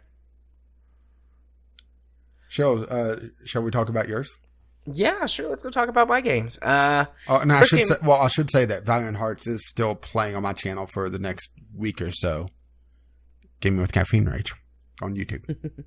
Ding. So I played 4 games this week. The first, Galactic Junk League. It's not very great. So, well, a little bit of background as to why I played this game, as well as have a ton of others by next week I'll be talking about. Katie and I are looking to get back to playing an MMO or something together. And we could just play WoW, but it's been so long since she's played WoW, especially. I mean, it's been a while since I played too, but... yeah, and it's also $30 a month. It would be $30 a month for both of us, so... we just decided that we would find a new one to play. And so she's going to do some research. And I was like, I'm just going to download a shit ton and play them and find ones that I like. And so while browsing the free-to-play section on Steam, I came across this game as well as several others that I haven't checked out yet. And I was like, oh, that looks interesting. That might be a game for me to play by myself. So Galactic Junk League is kind of like a space version of... What is that game? Robocraft, yeah. It's like a spaceship version of Robocraft, only it's way worse. Yeah, which with how Robocraft has gotten in the last, I would say, couple months, is quite the statement. Well, I haven't played Robocraft in over a year, so... Okay, they introduced a crate system to get blocks. They got rid of the market. Okay. Well, the market, there is a market in... the game that I'm talking, Galactic Junk League. There's a market there. I don't know if there's crates. I only played it for, half an hour. What's even worse than Robocraft is that you only get 3 out of 7 items out of the crate. If you're not a premium member, and a premium member is a subscription thing. Well, that's even worse. Yeah, so Galactic Junk League, it's got 2 major problems that make it bad and make me not want to play it. The first problem is that the building system is incredibly clunky. You can't rotate your blocks. They're kind of like locked into, whenever you put them on your ship, they're locked into a placement, depending on whether it's on the side or the top. And certain parts only face certain directions, so it limits your creativity, both in creating something that looks the way you want it to look, and also makes it incredibly frustrating to create a ship with proper firing arcs, because, there are firing arcs for all of these weapons. So that is frustrating as heck, and I didn't even unlock any of the big ships. I only had the... they're called rookie ships. It's the rookie ship, frigate, destroyer, cruiser, battleship, and there's one other one. There's super carrier or super ship or something like that. Like the different size classes. You have to unlock them by leveling up through playing matches. I didn't even get past the rookie ship, so I could imagine how frustrating it would be trying to build a big capital ship with, 20, 30 guns on it or more. So that sucks. Oh, don't worry. They just sell you a pre-made ship. You also can't mix weapon types. So you can't Really? have fire. Yeah, you can't have firing groups. At least not on the rookie ship. You can't have firing groups. You can't have different classes of weapons. It's like, do you want missiles? Do you want lasers? Do you want projectile weapons? Actually, Which I think one they did that in RoboCraft as well. Okay. So they may be emulating it there, but the thing is that you usually don't have 20 weapons on a craft in RoboCraft, so it makes less sense here. Yeah. That could be something that as you get to larger ships, they allow you to do, but at least on the small ship, the most weapons you can have is 5 on the rookie ship, so that might be why they limit you to one weapon group. But still, it would be nice to have lasers and missiles. Those were kind of the two best that I found in just the little that I played. But they have, you don't have ammo limits, but you do have sort of an energy bar or a usage bar, and the more you use them, the more it runs out, or the quicker it runs out. And missiles, incredibly powerful, burn through the bar really quickly, which that makes sense from a gameplay balance perspective. Yeah. But it'd be nice to have multiple weapons so that you could switch back and forth. But no. The other thing that's really terrible is since this game is a free-to-play, basically arena combat game, it needs to be mechanically sound because it doesn't really have anything else to back it up. And it controls like hot garbage. Which, with you saying that, is something. Piloting your ships around is frustrating and clunky. You don't have enough information on screen to tell you how fast you're going, which direction you're properly going in. And so it results in you crashing into things a lot, which obviously destroys parts of your ship. So you're more likely, I was more likely to get killed by running into something because I didn't realize how close I was to it because there's no proper sense of scale. Everything just kind of feels like, oh, that's over there, and then all of a sudden it's right in your face. And plus, the ship controls, like I said, were clunky. Your ship is slow, and it gives you no information like, oh, if I add these parts, my ship will go faster, or spin faster, or rotate around its axes or whatever, which makes combat incredibly frustrating. You're basically like, well, I'll build this and test it. I'll build this and test it. I'll build this and test it. So it's just bad. And it's also in 3D space, and I think this game would be better served on a 2D plane. Because you're mostly just kind of circle strafing enemy ships, and then you crash into things. And having to manage a Z-axis is rough. If the game had a better building system, would you still support a fully 3D combat? Probably. Honestly, I could handle the bad controls if it just gave you appropriate information. The building system lacks giving you information, and the actual HUD whenever you're fighting lacks a lot of information. So both of those things would kind of make up for the clunkiness, because I could see them saying, well, these ships are big and they have mass, and that's part of the things that you have to consider. Okay, I get that. But without any information or any help, really. Because it's got like a 5-minute tutorial with a guy who sounds like, what's his face from the Borderlands series, the car guy? The catch-a-ride guy? Scooter. Yeah, the guy sounds kind of like Scooter. Oh, God. Which was kind of funny at first, then it's like, oh, he's the whole announcer guy. Well, this is going to get old. I think it's Scooter, at least. Close enough. You want to catch a ride? But, anyways, that wouldn't get old at all. So, it's not a very good game. It's an early access, it might get better sort of deal.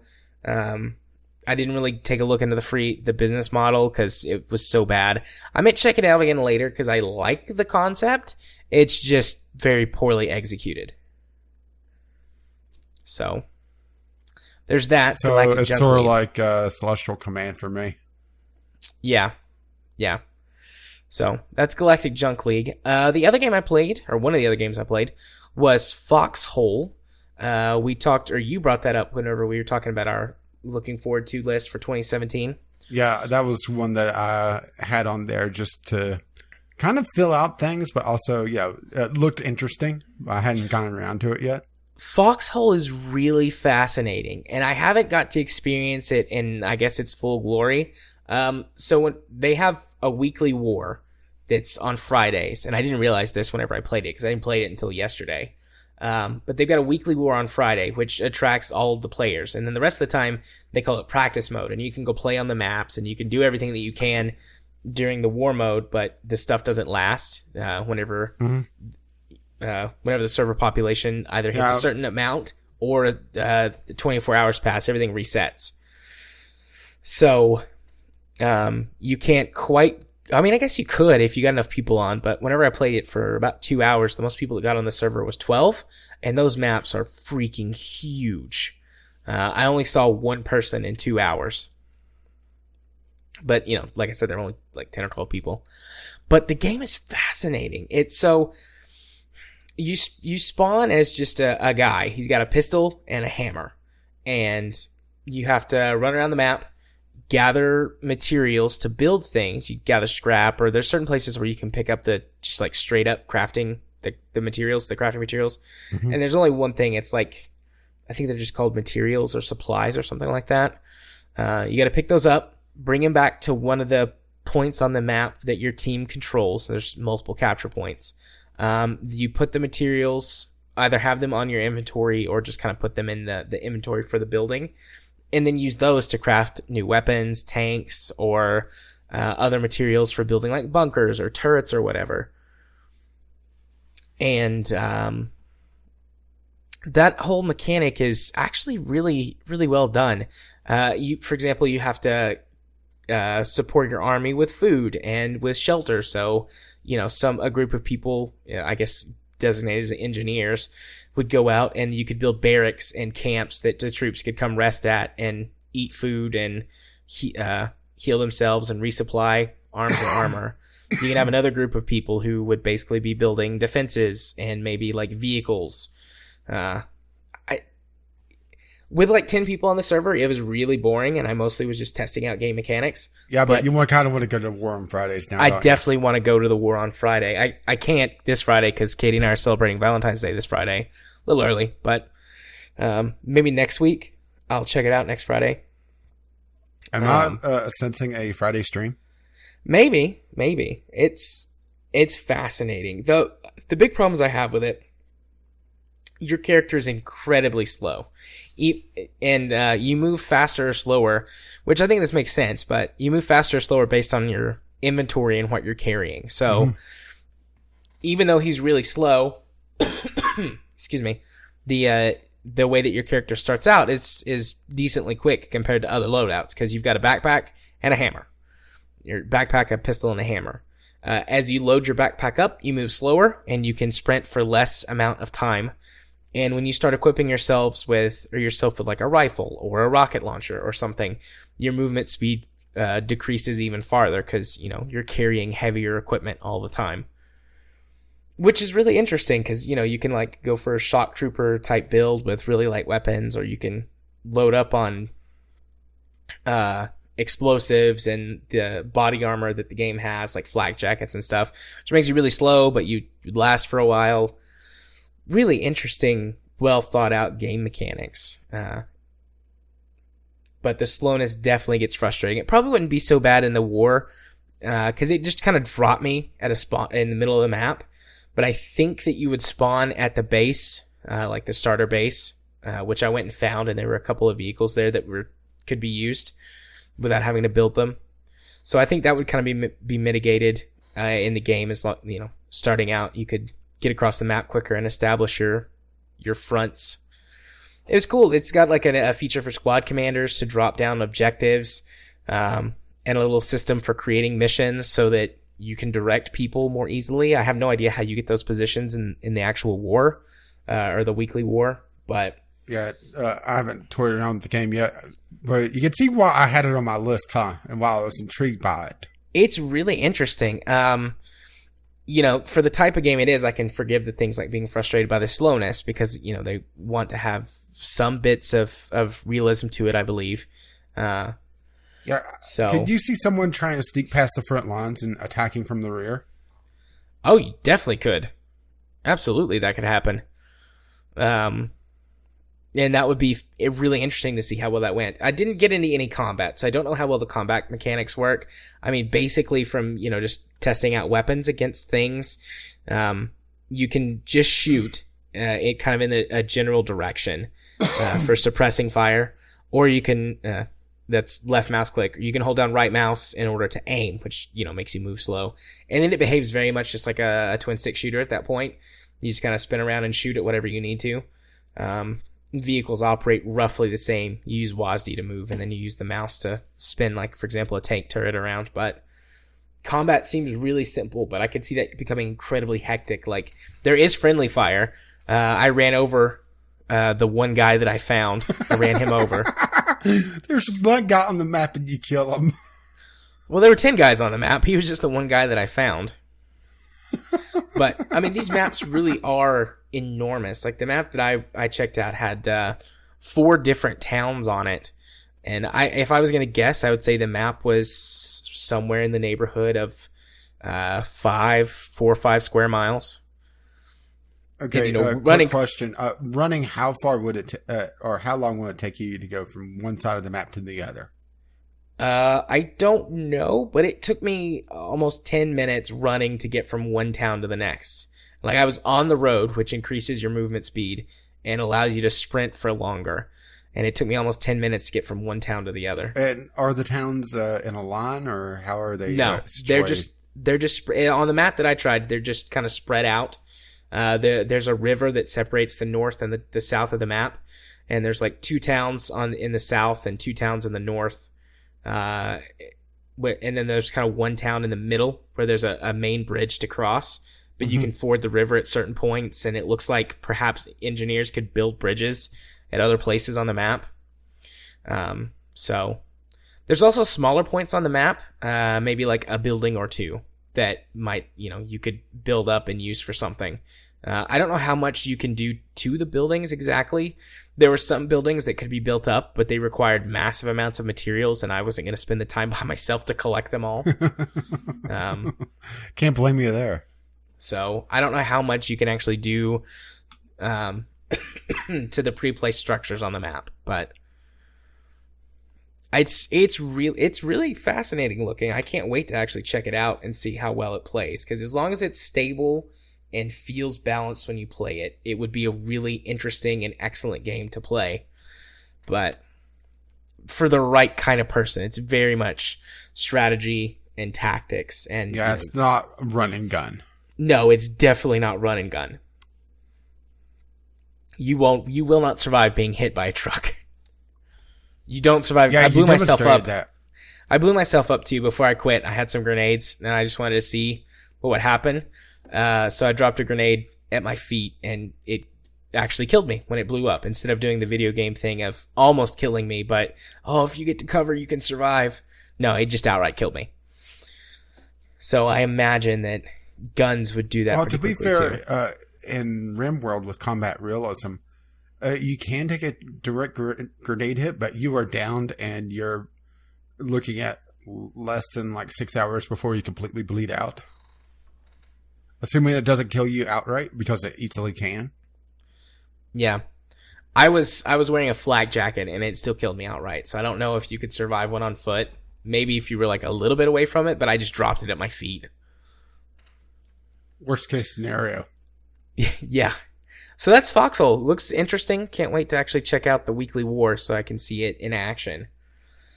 Another game I played, not exactly a game. It's Time Clicker, or it's called Time Clickers. It is a clicker type game, an idle game. Yeah, I've seen this before, and I've avoided it. It's actually not bad. It's it's a first-person shootery time clicker game. I mean, it's think of a light gun game. You just move the gun around on the screen and shoot at things until you build up your automatic guns. It's got a really neat-looking cel-shaded art style, and it's got nice electronica music and some nifty sound effects. I mean, it's not like a game that I would play, a clicker game that I'd play forever. But, it was neat. looking. I like the art style, and it actually got me interested in what's it called? Time Rifters, which is the game that this is sort of a spin-off of, which is a first-person shooter that has got it's got the mechanic of like you do a certain amount of actions and then you restart and you have a ghost that does what you did, and that's how you progress through the more difficult levels. Interesting. So it's got me interested in checking that game. The one thing that I like the most about Time Clickers is I think it's completely designed as an advertisement for Time Rifters. Unless it unlocks later, there's no store. There's no microtransactions. Like, this is just a free clicker game you can play to kill, 5 minutes here, 5 minutes there. Yeah, but if it's bringing you to another game, then that's the advertisement. That's true. I mean, it is an advertisement, and I'm okay with that. I don't feel like they're trying to advertise, and also, they're not trying to have their cake and eat it too.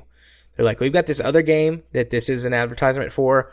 We want you to go check out that other game, but hey, we put some effort into this and made it pretty nifty. So, I mean, I'm going to check in on it, kind of like I did with Adventure Capitalist for a while. Just like 5 minutes sitting on my laptop at the clinic. Well, maybe instead of playing a mobile game, I'll check in on Time Rifters, every couple of days or whatever. And just see where it goes. But, I mean, it's mostly just some nice music and a pretty cel-shaded art style to look at. Not really much else to say about that. Hopefully Time Rifters goes on a really deep discount. It looks like it has the last couple of Steam sales. So it would be like a $5 or less impulse buy and check it out that way. But I'll report on that game when I get a chance to play it. All right. Actually, Time Clickers has more players right now, more active players than Evolved Us. Or Battleborn. Well, that's rather a low bar, isn't it? But this is just a clicker game. Well, to be fair, Evolve is kind of a clicker game as well. Actually, no, it's not, but still. No, it's not. No, Evolve is less fun than a clicker game. It is much less fun. Once again, also a low bar, though. Yeah. The last game I played this week was more Factorio. I'm coming up on 200 hours in Factorio. Actually, I may have passed it today when I played some at the clinic. Yeah, we need to schedule an intervention. Would you mind sharing your intervention? Because I think we need to have one with Kyle as well. Yeah, I did hit 200 hours today playing it. So 200 hours exactly. So the main thing that I messed around with this in this most recent playthrough is the train system. They're the train network, just like focusing on the improvements that they've made. And they've done a good job at conveying a lot more information to the players. What made the train system so confusing before is that you didn't know what anything did without going and looking up a guide and kind of spending some time figuring it out. But now they have a lot of helpful, better descriptions for things in game itself. And then you get a lot better visual cues. So you lay down track, and now there's like little blocks and representations of a train whenever you go to put down a station, or signals, and like, this is where your train is going to go, and this is what this signal does, and here's how you can use this to sort of do this or that thing. And so it's very, they just give a lot more information to players now, which helps with the construction of a train network. Currently I have a small train network running 3 trains on it, bringing copper and iron ore from outside my massive wall, and concrete. I've got just a sea of construction drones building farther out drone ports and just laying down concrete everywhere. I've probably laid down 15,000 blocks worth of concrete already, just expanding in a circle out from my main base. Time. So I'm gonna make a layered defense system. Because there are some very, very large hordes to the north and the east, the north and the west of my base. And I'm sure there's more to the south, but I haven't really explored to the south, and my perimeter on the east hasn't picked up anything yet. So, layered defense network that encompasses the entire train network, running everything back to the center. And then the second ring is going to be power production, and then the third ring is going to just be like mining stuff. So inside production, second ring, power, third ring, just mining and train network. And it's going to be all laser weapons, until you get to the inner ring, and then I'm going to use actual bullets. Because if my power grid goes down, obviously 10,000 laser cannons won't work. Or you could have them stare mentally at something. Yeah. Fart in their general direction.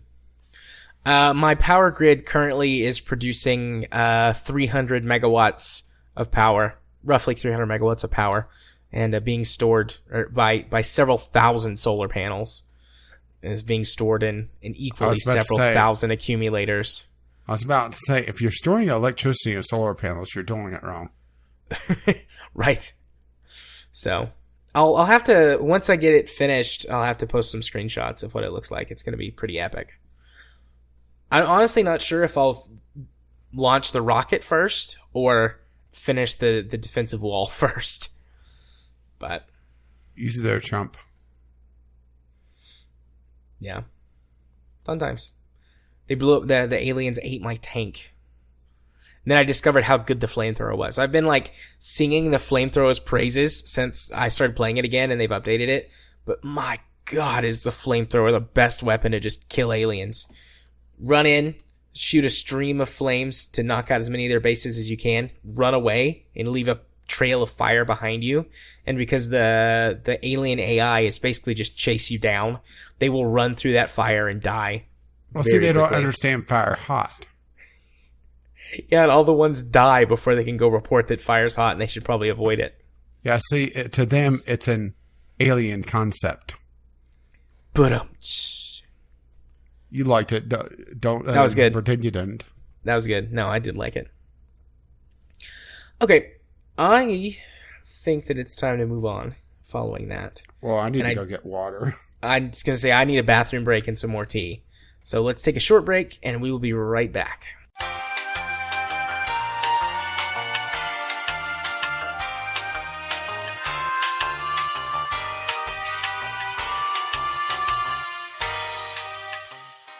And we're back from our break and from axing several topics off of the list. Just a minor surgery. Yeah. As I was explaining to Rage off recording. Well, I guess it's still recording, but in the bit. Yeah, it's on recording, but off the record. Yeah, we're doing Valentine's Day this weekend, so I need to make sure I have some extra time to get stuff both ready for Valentine's Day and get stuff done for work. So we're gonna try really, really hard not to go over today.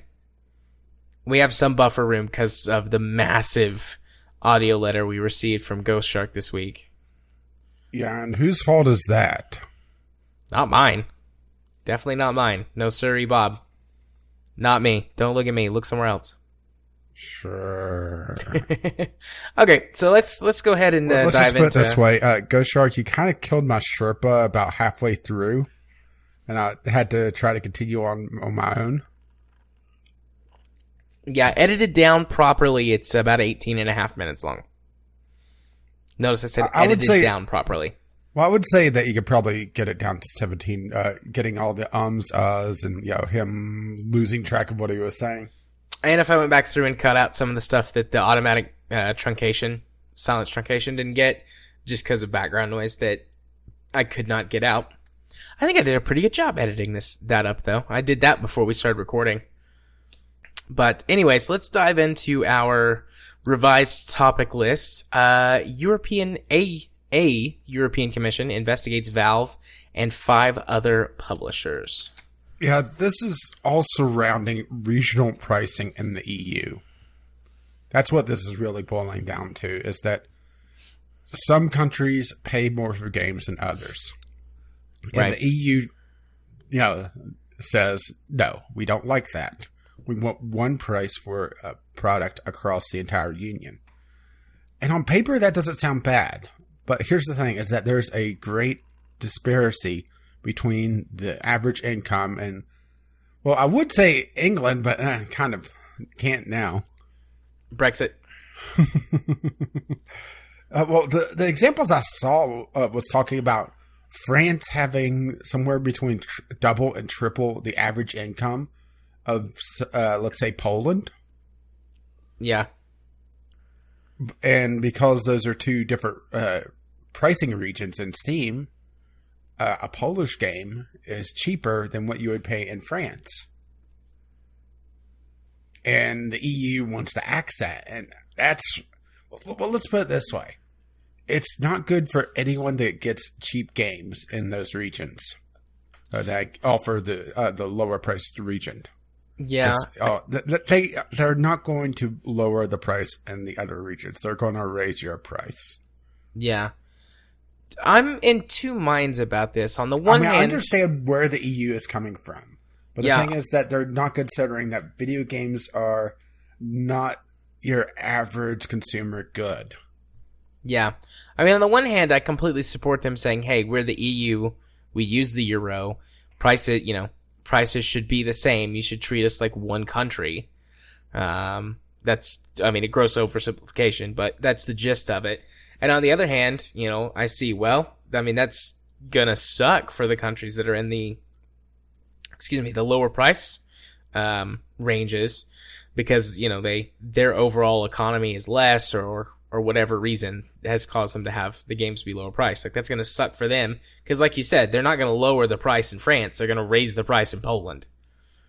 Yeah, and I think Poland was the example given. It was Poland, Czech Republic, somewhere in that general area. They were comparing the different incomes of several countries, but I'll just grab Poland and France off the top of my head.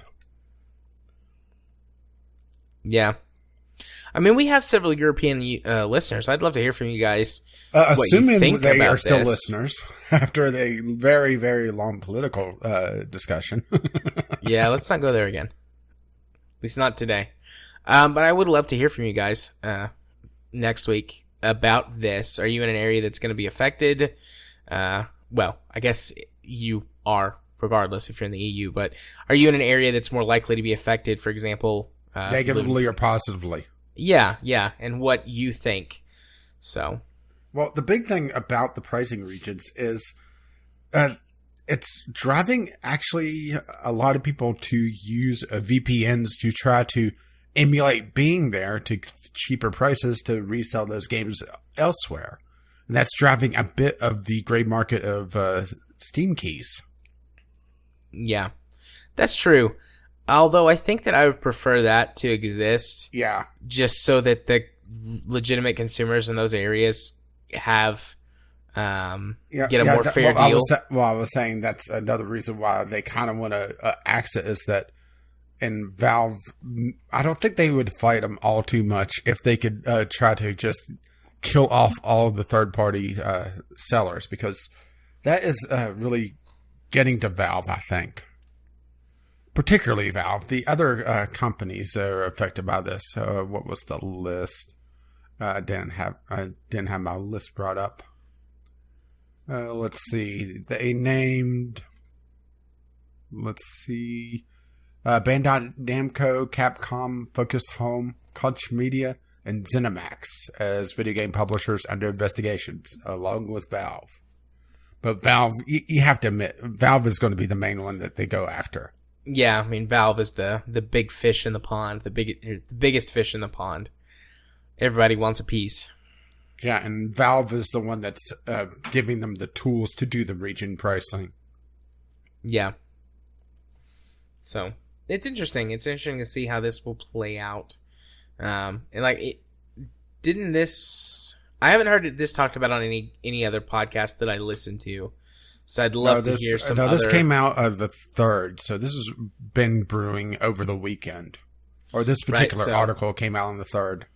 It'll probably be on this week's Co-Optional and Gymquisition, or Podquisition, which are the two main gaming podcasts I listen to. But here's the thing, is that if they could put a wedge in regional pricing, then it may be a positive for some other people, because let's pick a country almost at random...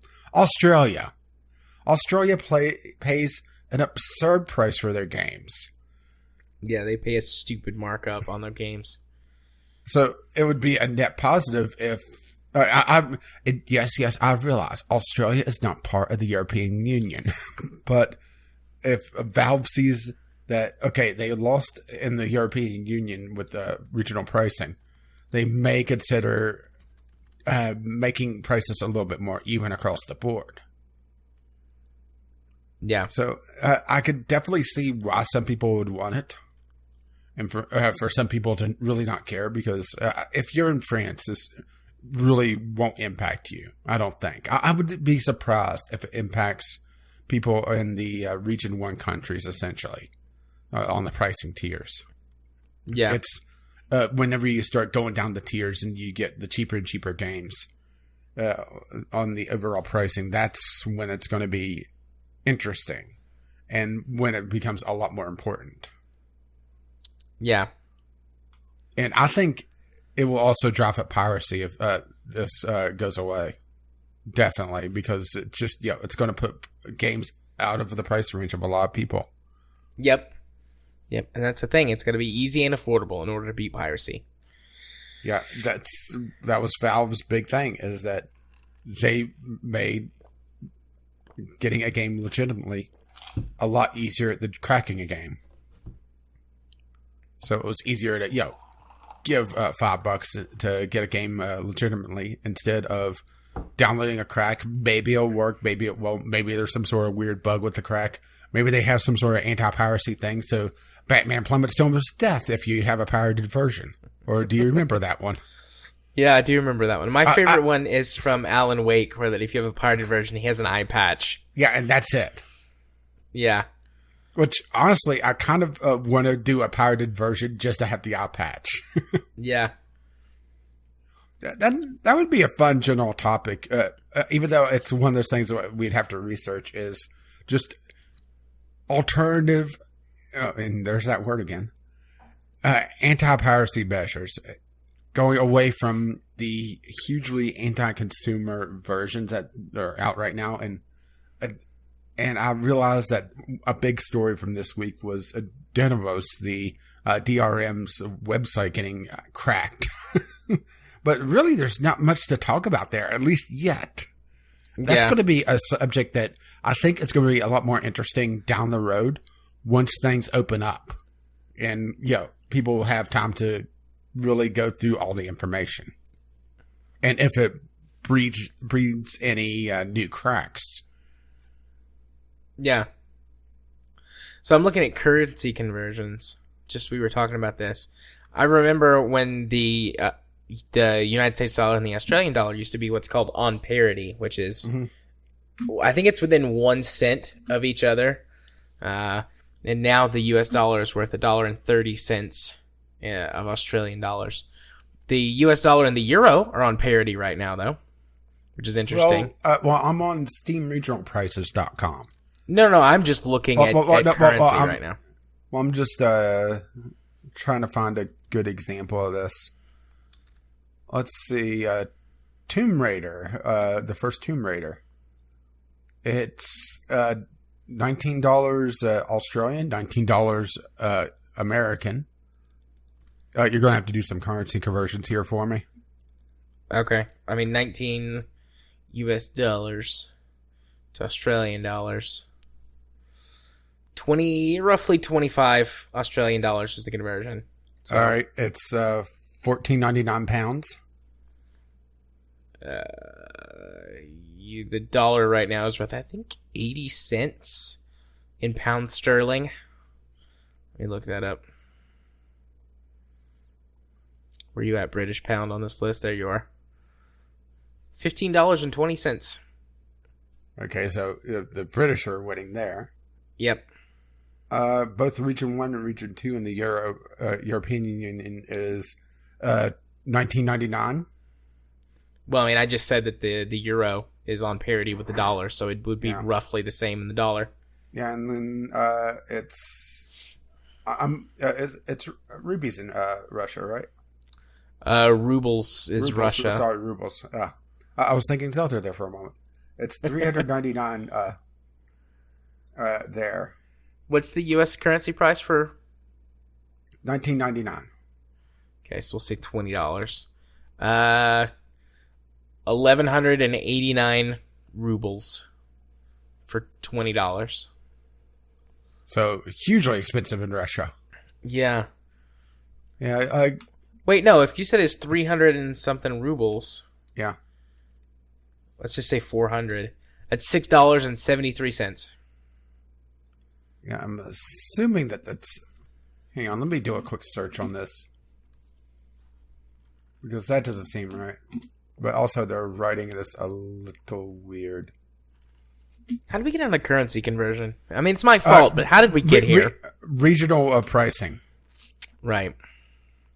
It's always so weird to me. Like, when I mean, you know, I know there's just different currencies and economics, and it's really complicated, yada, yada. Mm-hmm. It's always fascinating to me, though, to see, like... Okay. Well, here's one that is just huge. The Elder Scrolls V Skyrim. Uh-huh. This is where Australia is just getting bent over and fucked. In the U.S., right now, it's $20. Yep. It's on sale, I think. In Australia, it's $35. Yeah. In order for it to be the same price, it should be $26 or $26.18 in Australia. Confirm that it's on sale, or maybe I'm getting old pricing. No, it's that's the general price now. It's the legendary edition. It pushed it down. In the UK, it's $9.99. They're winning out there because 80, yeah. Yeah, and it's $14.99 in the European Union. And I must be reading this wrong because there's a second thing on the rubles that I don't understand on. What is it called? Steam. Yeah. Region pricing. Yeah, it's $3.99 then PY6. PY6. I don't know what that means. Yeah, that's why I was a little confused. PY6. Let's just type that in.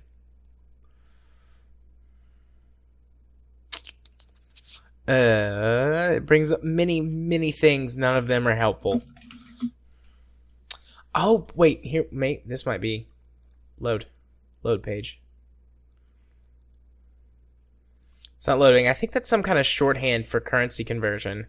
Yeah. Because that does bring up a couple of currency conversion websites. Oh, this is in Japanese.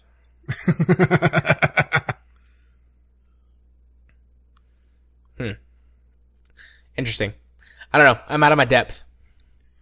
Yeah, but it just, that's how big the disparity is. And I can understand why some areas want to get rid of it. Because it'll plug a leak on just regional pricing and going through regional pricing to get really cheap games to resell. Yeah. But at the same time, yeah, it's going to screw over people that just really couldn't afford gaming in it otherwise. Yeah. But then Australia may really want to get rid of it because I'm just looking across the board and I'm not really seeing any place that Australia is getting ahead. This is the most popular searches and it's just, oh dear God. GTA 5. Okay. In the US, it's $60 still because, they make so much money on their shark cards. In Australia, it's $75. That's probably about right for currency conversion. Hang on a second. Let's do this one. I closed the tab. Let's do this again. Well, just that big a difference. Or Civ 5 actually is probably a worse one. It's $60 is $78.54 Australian. So they actually get a bit of a deal there. But here's one that's $70 in Australia, but $30 in the US. So that's not a deal. No, that's Civ 5. Also, something else that we would have to take into account is like, what are these countries' minimum wages and true, that sort of thing. So this isn't necessarily, they're getting a good deal. Like they might be getting royally fucked. I don't know what the minimum wage is in Australia. It's probably better than the United States, but. Well, do you really want to get back into the politics? Nope, let's not do that. Let's move on to our other topic that we decided to keep. Excuse me, mostly because I'm curious about what you're going to say. No early reviews for Honor. And the thing is, I understand where they're coming from on this, because it is very difficult to give a accurate review of a hugely multiplayer game. Because if you're going to try to review a multiplayer game, you're going to have a very, very small sample size of your players. You're only going to be playing against press. True. And as Polygon proved, you don't have to be particularly good to be in the gaming press. Yeah. Or do you remember those videos going around? Weren't those the Doom videos? Yeah, those were the Doom videos. Yeah. Where the guy was lucky to hit the floor with his bullets. Interesting. Yeah, I mean, I'm not, like, hugely upset about it. It's also compounded with they are having a open beta in huge sarcasm quotes, because it's not beta, it's a demo at that point. At most, you're stress testing. I can't even say you're stress testing the servers, because it's fucking peer-to-peer. You're stress testing the matchmaking at that point. Yeah, it's like a couple of days before the game goes live anyway, so... Yeah, this is a demo. And that is the whole thing, is you're testing out, or giving people an opportunity to play the multiplayer, which I think, well, outside of Jared, most people would play this game for. Yeah. So, I don't know. I'll see if I can play the open beta some more, just because it was fun. I understand where they're coming from on this. Do I think it's a great move? Not really, because this does delay any reviews of the single player, because I really doubt that would be part of the open beta. Yeah, probably not. So that's where they could have focused and had they could have had an embargo of on up to launch day for the multiplayer component, but have people reviewing the single player component. That would have been nice. That would have been fair to me. Yeah, I think especially since they were running an open beta to begin with. Yeah. So you would be able to try it out. Or even have it part of the gentleman's agreement of the embargo is to mention that there's an open beta going on with the multiplayer component to try out yourself, and that the full review will be in a couple of days. Yeah. I mean, I don't think it's a smooth move, but I agree with you. I understand why they're doing it. And this is probably a little bit, I don't think that this is necessarily them trying to screw people over so much as it's a response to the backlash from the last few big multiplayer games that have had reviews early and everything's fine for the reviewers, and then whenever they open the floodgates, everything is fucked up. They're trying to avoid a SimCity 2013. Yeah. So which there were multiple problems with SimCity 2013, but the big one for the multiplayer was that the servers just couldn't handle the flood of people. Right. And that wasn't really reflected in any of the reviews. Well, that and the game got very boring after your postage stamp was filled up. Yeah. But that's beside the point. Yeah. So, yeah, I don't think it's a smooth move. I wish that they would have done something with a single player so that the review could go up either a day or two before or even when the game released.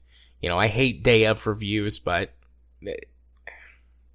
it's just something that happens a lot in the industry, and you just kind of have to deal with it. But yeah, but you know that there are going to be reviewers doing stuff on the beta content.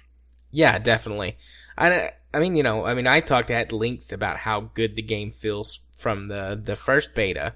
So, I think that there's going to be a lot of validity to any multiplayer pieces that come out first day. I wouldn't trust a single player review probably on the first day. Maybe I did see a couple of people talking about on like Twitter and things, like they'd requested single player stuff and they hadn't been told no yet. So maybe, but probably not. Yeah, at this stage, I would be surprised if Ubisoft gives anything on the single player until day of. Yeah. It doesn't mean I like it, and it doesn't mean that I support this all the time. It's just this particular case. I understand where they're coming from, and they are still giving people the opportunity to try things for themselves. And that's where it really differentiates for me, is that if they are having a beta where you can only play for an hour. Let's go back to SimCity and bash on it some more. If they had a beta where you're only able to play for an hour or two, and then, you're kicked off, then, that's warning signs for me. But the fact that, it's play as much as you want and don't life the game and, get to the point where you just murder everyone that's trying out the game. Because we ran into that when we played. Then, it's not as egregious. It's still annoying, but it's more understandable what's going on. Yeah. Cool. It's nice to hear you be nice to a game developer for once. Now, don't get me wrong. Ubisoft is actually absolutely shit on how they're doing peer-to-peer instead of actually having dedicated servers. Yeah. Is that better? Do you feel better now? Do you feel back in your safe place? No, it makes me sad. I was enjoying you being nice to them and understanding. Doesn't mean I can't think that they're being absolute shit on doing peer-to-peer. I mean, we saw just how many issues people were having with peer-to-peer in the beta. Yeah. Which probably had, I would expect it to have a much lower population than the first at least couple of weeks of the game. So I'm okay with peer-to-peer for certain stuff, but something like that I think needs dedicated servers. Yeah. At least at the beginning. At some point, okay, we've hit this size, we're going to turn the servers off, and that would suck, but that would be understandable. Servers cost money, but at the beginning, dedicated servers, man. Dedicated servers. Factorio needs freaking dedicated servers. Factorio needs a complete overhaul in their netcode. They do. It's garbage. That was the big problem that we were having in multiplayer. We had too many people in one game. As soon as a couple of people dropped off, there were no more issues. And then the second night we played, there were only 4 of us. I'm glad I'm able to help because I do not like Factorio massive multiplayer. Yeah. Having 1 or 2 people where you're partnered up is fine, but once you start getting to the point where it's so many people and trying to butt heads with different design philosophies, I'll just go play Rocket League instead. Yeah. I have a new Snake car. I've been playing that online. Nice. Okay, well, let's move on then to what is now our last segment, at least until we perhaps come up with something else to replace weekly deals. Let's go to likely corner. is just going to talk about another another news topic, to be honest. Yeah, probably. Spoiler, we didn't receive any feedback from our weekly question about what to replace it with, so currently we're letting the crickets out early. We're going to assume nothing. We don't have any we don't have crickets. We have a letter from Ghost Shark, and part of it is going to be cut to go here, and then the rest of it's going to go after. Yeah, but I meant for the question of the week. Oh. Hey, we get to use the crickets for once in, 50 episodes? If I edit them in. If I remember to edit them in. Leave a note. I could do that. Okay. Okay. So you have this thing called fingers, and they can fing, and you could grab a pen and make a note or something. Just type it onto the topic list or something. I've gotten really, really efficient at editing for the most part. As long as the episode is standard and has no major issues. But I digress. Let's go hear from the first few minutes of Ghost Shark's epic tale, and we'll be back after that. And if you listen closely, you could hear my Sherpa giving up hope towards the end of it. Starving to death. Okay. We'll be right back. Okay. Good afternoon, gentlemen. What do we got here? And I'll play my usual opening line for my walking podcast, which I have yet to actually start broadcasting, so don't worry, I'm not missing anything yet. I'm just saving up some. So, anyways, it is 4 o'clock on the dot on Tuesday, the 7th of February, 2017. So, I wasn't too sure if I was going to put anything out this week. I really didn't have a whole lot to talk about until a certain somebody opened his mouth on Twitter, not naming names, but anyway, I'm gonna have a little bit of a rant. Nothing bad about you, brother. You poked the bear though, so hang tight. Just to get a couple other things out of the way. Last week I got homework, I think, from Jared talking about division and the microtransactions. My official statement on it is, I don't know. I haven't been doing much with division right now, mainly because everybody that says they're gonna play is not right now. So I'm focusing on other stuff. Again, not a dig at anybody. It's just kind of the way things are going right now.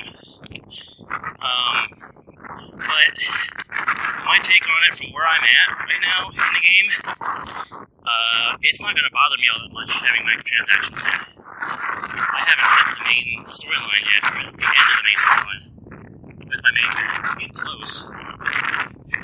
This wind is bad again. I'm getting close to it. Just not okay there. I think I'm level 27 out of 30. So I can see once you get to that level cap and start kind of messing around in the dark zone or the underground or doing the survival stuff, I can see how you'd want to scrap challenge every little bit of stats out of your character. Because at the end of the day, it is an MMO. You are working on building stats and numbers. It's less on skill. I mean, there is still some skill in the game, but it's more on where you are and kind of where you're hitting, and a little more on RNG. So the better your stats are, the better the RNG is going to give you better numbers. Or the better numbers the RNG is going to give you. Wow. Okay. So, yeah, like I said, I can see how that's going to be a thing later on. I don't know. It is kind of a shame that they promised no microtransactions and then they reneged. I would imagine that that's got something to do with changing of the hands. And what you guys had said about, being transparent about that kind of stuff, I totally agree with that. I think that would be awesome. I wouldn't I'd still be a scummy move, but I wouldn't really be as upset if Ubisoft came out and said, look, we know we said this, but we're looking at numbers. It's not exactly sustainable, so we're going to do this. Sorry, but here's our reasoning. We want to keep making things good for you. Because I am not a full-on Ubisoft fanboy yet, but I think as a whole, they're starting to do things that are less scummy. I think they're starting to see that their reputation is crap. They're always going to do stuff for the bottom line at the end of the day. But if they can throw some bones to their fans or potential fans to bring some of them back around, well, then, maybe people won't be as upset about it. So, I don't know. I grew up back in the day when there was no, instant news sources for upcoming games and, all of these leaks and all kinds of stuff. So, I grew up in the area of hype, riding a hype train to the release and then seeing just what it was, what the game came out to be. I'm not exactly sure where I'm going with this. My notes are a little sketchy, and I wrote those about a week ago. So, it says all enough to enjoy the hype, but I still respect the transparency. I guess part of it is just I like kind of getting into the hype of new stuff coming out, but I try to stay fairly grounded and not completely buy into everything. The fact that No Man's Sky had all of these things going on, and they're going to do this, they're going to do that, and it came out and it was junk. That was a case of too much going on. Versus looking at Star Citizen, it's been 4 years, and they still don't have a finished product yet, but they are progressing, and they're not trying to rush to release something until it's not, until it's ready. So I'll give them props for that. They are very transparent in what they do. Where they are in the development process and stuff. So I don't know. Like I said, I'm not sure where I'm going with that.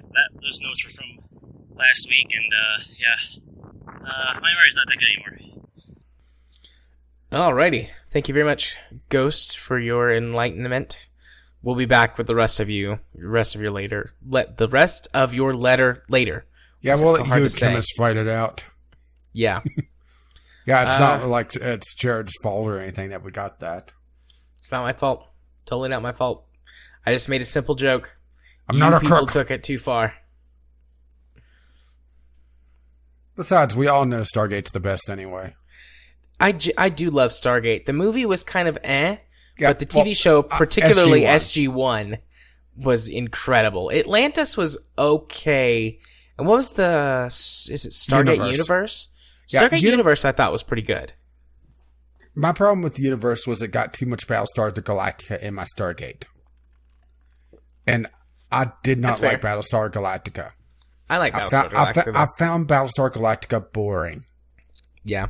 I'd watching the miniseries. I fell asleep during it. I didn't bother with the main series. And honestly, from everything I've read and everything I've been told, I would have hated the main series. Yeah, I like Battlestar Galactica. I need to go back and watch it. I watched it when I was a teenager. The remake, I should say. I've seen the old Battlestar you're Galactica. You're making me feel fucking ancient. I think that it came out when I was in middle school. Shake my cane at you. When did Battlestar Galactica, the remake? I have to look this up. Battlestar Galactica. Oh, that's the old Battlestar Galactica. And then there's the Battlestar Galactica, what was it, 1980, that they were on Earth, and it was just, it was fucking weird. Yeah, let's see. Well, this is useless. Why does it not have a year? Oh, here we go, 2004. So, 04, was I in 8th grade, or was I a freshman in 04? Oh, dear God. I don't remember. I think... Yeah, I was a freshman. I was a freshman in high school when that came out. I had to think about my life and things. So I'm thinking about my life right now and why. Actually, I never finished it. I think I watched the first 2 seasons. I've never actually finished Battlestar Galactica. I should do that. Maybe I'll put that on my list of things to do while Katie's gone on her trip in March. Oh, my. Because, I could watch basically a season a day. I could watch it a lot sooner than that, but I can only sit and watch. Holy shit, 73 episodes? Alright, never mind. I guess this was back when TV, US TV hadn't emulated the UK's way of doing TV series. So there would be many episodes a season instead of just like 8. Yeah, see why Battlestar kind of bored me? Even the miniseries, it felt like now granted, I'm over a decade out now from the miniseries, so it's more what I remember. It just felt like there was so much overdramatic padding of everything that it just, they were trying to build the tension, but the tension wasn't grabbing me. And the only thing the tension was doing was making me bored, and then I kind of nodded off, and I woke up for the end credits and thought, well, that was a waste of time, and went to sleep and went to bed. The miniseries. I think I saw the miniseries too, yeah, and that would have come out when I was in middle school. Yeah, I think that was 2003 or 2002, because there was a bit of a separation between it and the main series, if I recall correctly. Yeah. Man. I'm gonna get so much hate mail for not liking Battlestar Galactica. Hey, you like what you like, you don't what you don't. Nothing wrong with not liking it. At least in my opinion. I'm not giving you any hate. There's plenty of shit that I don't like or that I do like that people get weirded out about, so that is neither here nor there. Yeah, I'm pretty sure. Okay, let's agree that I think it's called Andromeda that had Kevin Sorbo on it. Hercules. That was weird. Can we agree with that one? Andromeda? Or it wasn't Andromeda. It was a Gene Roddenberry show.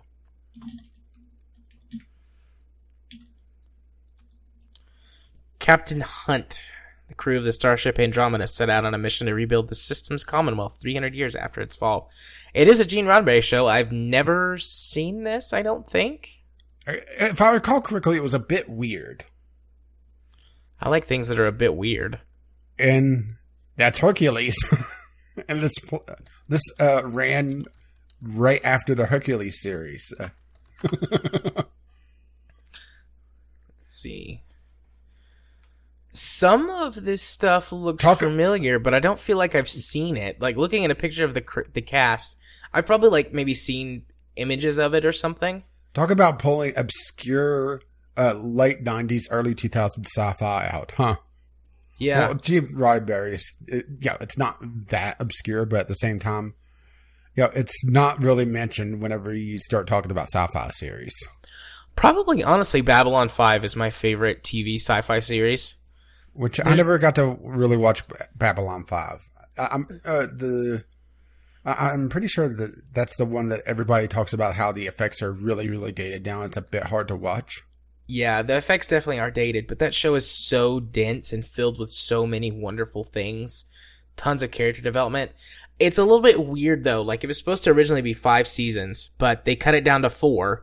So, after the show had already been in production and was set to be a 5-season show, they cut it to 4, so they wrapped everything up, and then they went, actually, we want that 5th season now. So it's seasons 1 through 3 are great. Season 4 is a little weird, just because of like how abruptly things end. And then season 5 is also, it feels out of place, because they had to go and basically create a new season. But overall, the show is good. You know what I love? We cut out all of him talking about Star Wars, and here we are talking about random sci-fi.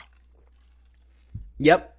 I want to watch Babylon 5 now, too. My mom has the whole thing on DVD. Maybe I'll borrow it from her.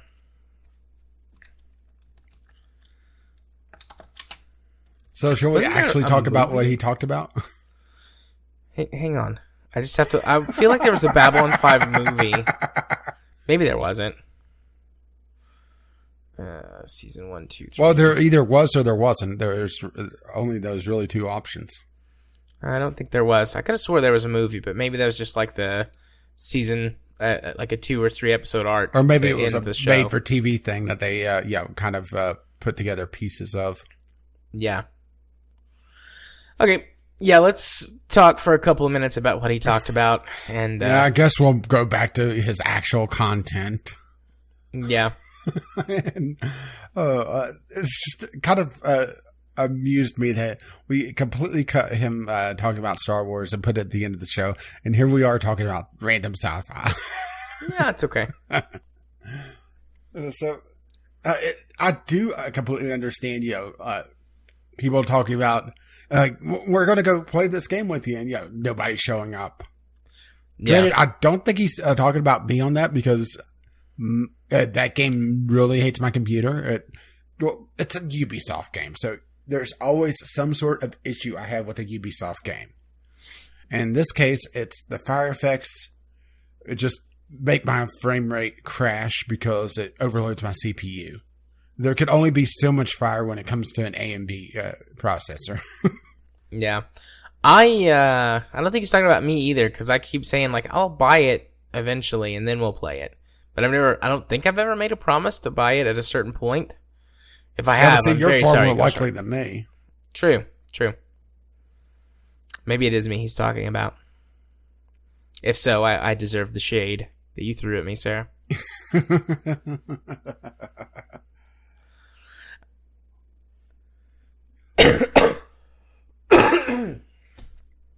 Excuse me, that came out of nowhere. He did grow up in an interesting time where he kind of understands the hype train, but is still really grounded by it. I'm kind of repulsed by the hype train, to be perfectly honest, with video games these days. For the most part, I just don't even notice the hype train. Like, it's one of those things, it's like, I've experienced it so much growing up that I just tune it out 99% of the time. Well, I just look at seeing people get really overly excited. It's not so much, getting excited for games, because I like seeing people getting excited for games and getting for a game that, it makes sense for. But, well, to use his example, No Man's Sky, getting so cult-like with their following. Yeah. That it's like, you dumb fuckers. Yeah. I mean, I got a little too excited about No Man's Sky, but I did not get wrapped up in all of that craziness. Like, and meanwhile, my bullshit meanwhile, my bullshit meter was going, spinning around. I go, yeah. And it grew a little toothbrush mustache. I have no idea why I did that. Wah, wah. Okay. Well, was there really anything else to talk about on that, or I don't think so. Did we just completely ignore his letter? If there was, we've gotten so far off track that I don't remember what it was. So let's just move on. Well, he also brought up the microtransactions and how it doesn't really bother him, but he hasn't completed the story yet, so he's still working through the actual content, and that the microtransactions don't impact him directly, which I could understand, but at the same time, it's one of those things that once you make that promise without giving the explanation, which is where he brought up No Man's Sky, was that No Man's Sky, comparing it to Star Citizen, where the transparency is there for Star Citizen versus what No Man's Sky did was the hype train and being blind on everything else. Yeah. Ubisoft isn't being transparent on why they're breaking the promise, so they're just saying basically suck it up. Right. And that's making it even worse. And I completely agree with them. But I think they would have to have a hell of a reason to completely break a promise like that. Yeah. Hopefully it's a better reason than, we just want some more money. Yeah, I mean, we need to have another island full of hookers and cocaine. Always. All right. Let's move on to, let's see, question of the week. I already said there were no responses. Yeah, it was wanting some community feedback. Actually, that was your idea to make the question of the week that. So it was. Nice job breaking it. So apparently I'm really shitty at making questions of the week. Yeah, maybe. I just wanted some input, guys. Yeah, maybe you should leave it to me. That's fine. I'll just rule the show with an iron fist. And tweets, easy there, Trump. And Trump it up. We're going to build a wall around the podcast. It's going to be a beautiful wall. Big, beautiful wall. I'm going to build it with my big hands. My huge hands.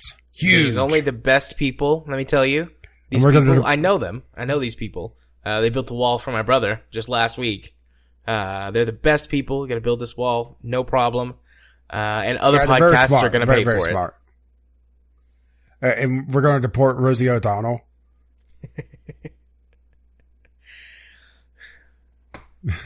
Okay. So much for not being political. Let's move on swiftly. Well, we did have only a couple of tweets because all the tweets were technically not connected to the podcast, but I'm throwing it in anyway. This huge Twitter argument over sci-fi that you started. Didn't start it. Just made a joke. Sure. It was an alternative argument. Then let's see. Kyle, you rocked out my letter. Good job. It will be easier to interact with. I will be easier to interact with in the future again soon. Well, considering what just happened in this podcast, well, there you go. Yeah. Then Ghost Shark wrapping things up. I've got it. Rage is the Vinnie Jones of Rocket League. Crickets. Yep. You're quickly Googling him, aren't you? I am looking up who Vinnie Jones is. He got ejected from a game within 3 seconds. Oh, okay. And the thing is, I don't get ejected from games. I just piss the other team off so much that they start attacking me. Okay. He also was in some movies. None of which I've ever seen, I don't think. Yeah, they're...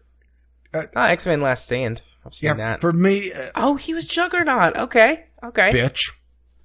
I'm the Juggernaut, bitch. Yeah, it's one of those things that it delights me far too much to kill the goalie in Rocket League just as he's going in for a save. And it makes me a horrible, horrible person. And I love it. Nice. I'm a rather rough player, what can I say? But yeah, that's all the tweets we have. Like I said, very light this week, mostly because someone stirred up some shit and got all the attention. Yeah. Okay, well, with no weekly picks anymore, that means it's time for us to move on to the portion of the podcast where we pimp out our stuff, let you know what's going on with us, and wrap it up. So, for me this week, I have scheduled some more videos, more of the same, Divinity, archive stuff, and just sort of getting things out there. Like I said, with it being Valentine's Day weekend, I haven't, not Valentine's Day weekend, with us celebrating Valentine's Day this weekend, I've done even less effort than usual to get things going, so it's just going to be a smattering of more of the same.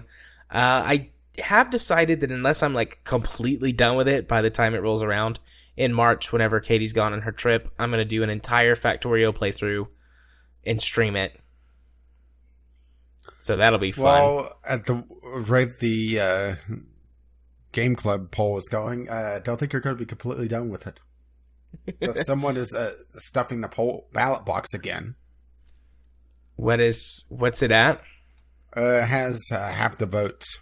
Oh, dang.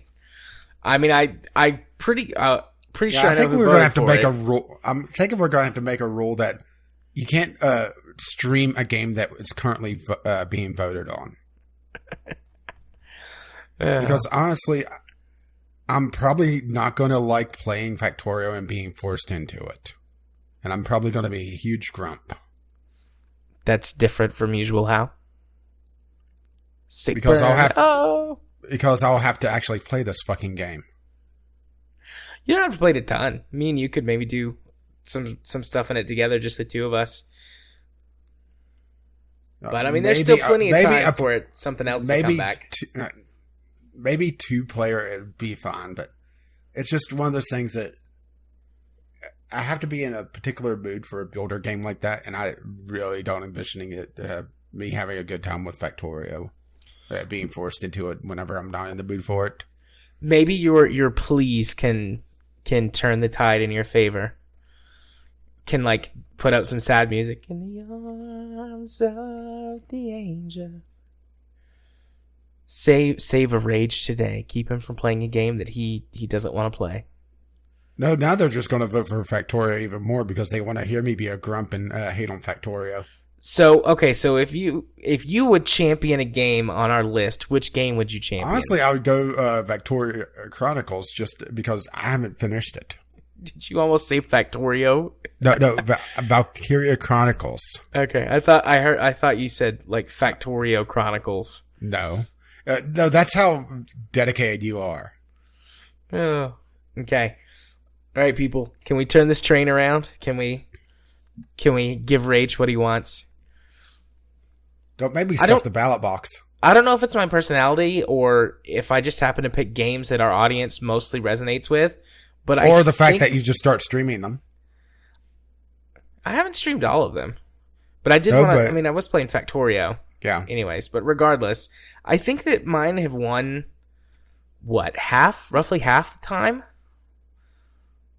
Although I guess that would mean that yours would have won half the time too, so maybe it just feels like more to me. I don't know. I fucked up. Anyways... So yeah. Where was I? Oh, Twitter. If you want to follow me on Twitter, you can do so at JMA4707. There's really nothing going on your channel then. Yeah. Twitch, if you want to watch me stream games on Twitch, you can do so over at twitch.tv/jarthur4707.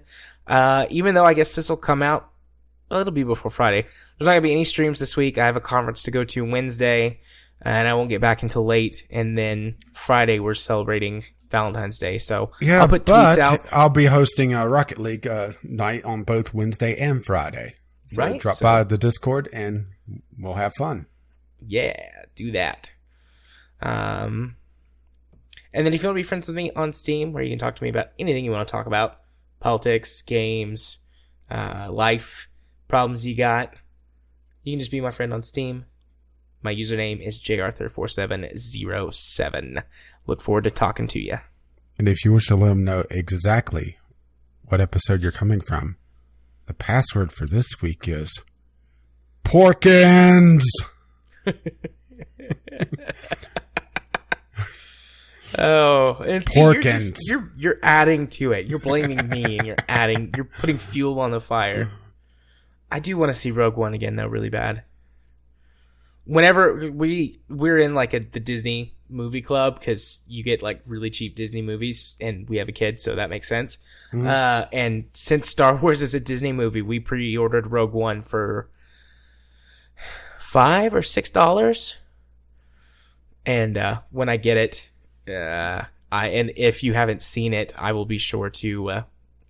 Well, allegedly, I'll slip a copy in the Dropbox for you. Then you can watch. You wouldn't do such a thing, would you? Well, I mean, hypothetically. Hypothetically, do you prefer subtitles on or off? I think it would be off. Hypothetically, of course. Of course. And, hypothetically, it might disseminate into the rest of our community. Maybe. Potentially. Possibly. But I wouldn't do such a thing as that. Maybe. Might do that for episode 7, too. Might. Hypothetically. Allegedly. Get me out of the hotbox rage. What are you doing? Well, I was also going to say, it also depends on how heavily Redbox is booked on that movie, because I tend to get a lot of 75% or higher off of a rental. I have no idea why they chase me so much. I get a lot of times a rental for 25 cents. I almost never get any codes. We got a few I actually for got Christmas. one today. Hang on. I need to go check that, because I'm pretty sure I have one for you, because I'm not going to use it. But while I'm doing that, on my channel, Valiant Hearts is wrapping up, so that's going to be done by I think it's the end of next week. If not, then the week after that. And autocorrect sucks on Android. May I just put that right out there? Yeah. It never learns the words you want it to learn, but the one time you make a typo, it immediately remembers that word. Oh no, I have taught my Android phone to say fuck a lot. Nice. Yeah, I got a Play Pass for this week. Well, aren't you fancy? Actually, it doesn't have a code. It's just the advertisement. Sometimes it has a code in it. Oh, well. But, yeah, Valiant Hearts will be wrapping up before too long, so that means that I'll be having the choosing again, and I haven't decided on what I want yet. I think I want something a little bit more brain dead and fun, because Valiant Hearts did get a little heavy. Even though I did see the ending coming and it didn't hit me emotionally, it was getting I hate to call it a slog, but that dark play over a long period of time. Wasn't enjoying it all that much. Mm-hmm. If that makes any sense. That doesn't make sense. So I want something a little bit light. have to go through the library to try to figure out what, because, I have a lot of games on the short list. The short list is probably longer than some people's libraries. RimWorld is still ongoing. I'm due to record another batch of it probably tomorrow night after some Rocket League, because I don't want to record tonight because, my throat's a little scratchy, but also recording RimWorld for me is at least 3 hours and for a week's worth of content. Just breaks in between episodes, so it's just, But the colony of Dingy is going very well, actually, right now, which means something bad's about to happen. With the victims of circumstance. And, of course, the Vanity Original Sin is still ongoing. We hit the end of one major plot point and starting on another one. Yeah, I had a great last episode. It's long, but a great one. Last episode we recorded. Yeah. Good episode. Yeah, it was something like an episode and a half, really. If I really wanted to, I could probably chop off a good portion of that and be filler content if need be, but nah. I'd much rather just record something new. And, of course, I've had problems with the Sunday Sampler. This week I just had it where the recording just malfunctioned and was just a huge pain in the ass. So I just decided to, just talk about the game here. But I've also had times where it just hasn't been all that interesting, or I hadn't had really anything recent that was all that interesting. And all the games I have in my backlog that I've kind of separated out are long-term projects, things that are either in very early access still, or that would require a day or two's worth of playtime to be able to give a first impressions. So I need to figure out something for that. Or, just pick something off of our general topics list and start rambling and play maybe Binding of Isaac in the background. I don't know. As sort of emergency filler content. But also, I want to try to branch out the Sunday Sampler a bit more, but it's just one of those things that once the main season gets going, it's an interesting game, or semi-interesting game. Or a game I'll just start bashing on. So it's just one of those things. Maybe I need to separate the First Impression series from the Sunday Sampler and have the Sunday Sampler be a periodic thing. I'm not sure there. It's something that I need to consider for a while, to be perfectly honest. And of course, our podcast shows up there on Fridays. And you can find all of that over at Gaming with Caffeine Rage. Or you can see me tweet about my fun times with the medical field on Twitter, Gaming with CR. Yeah, I got stranded again today by the fucking drivers. Non-emergency medical transport. I don't think I've had one day in the last 3 weeks that I haven't had something go wrong there. I'm telling you, I should have just took the bus. But insurance doesn't pay for the bus. Just had them chop your leg off. Then I don't have to come back anymore. I've gone through way too much trouble to actually hold on to this leg. And also, chopping off the leg would put me back at square one with wound care. So, no. I don't want to do that. Fair enough.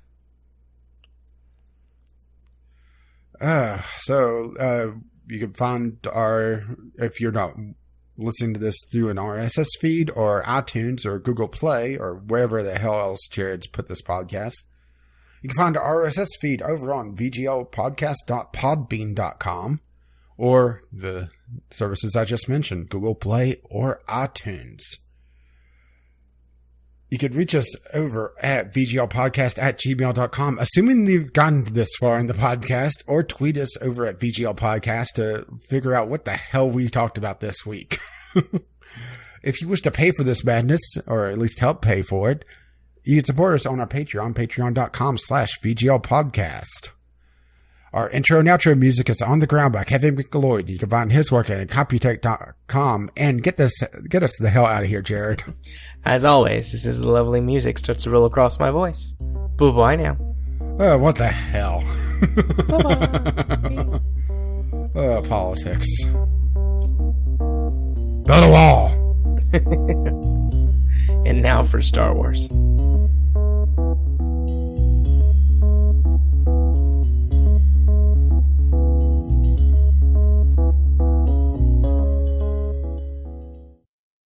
So I'll get on with the rant that I was going to have after today's little Twitter conversation. So, Star Wars.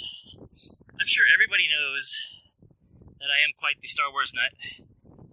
Star Wars was my, I don't really want to say it was my life growing up, but it was definitely where I went to more often than not, fiction-wise. I have a few short stories written under my belt that I wrote back in high school and just after. I don't know where they are, and maybe they will see the light of day, maybe not. But that's always been a thing of mine that I just absolutely love.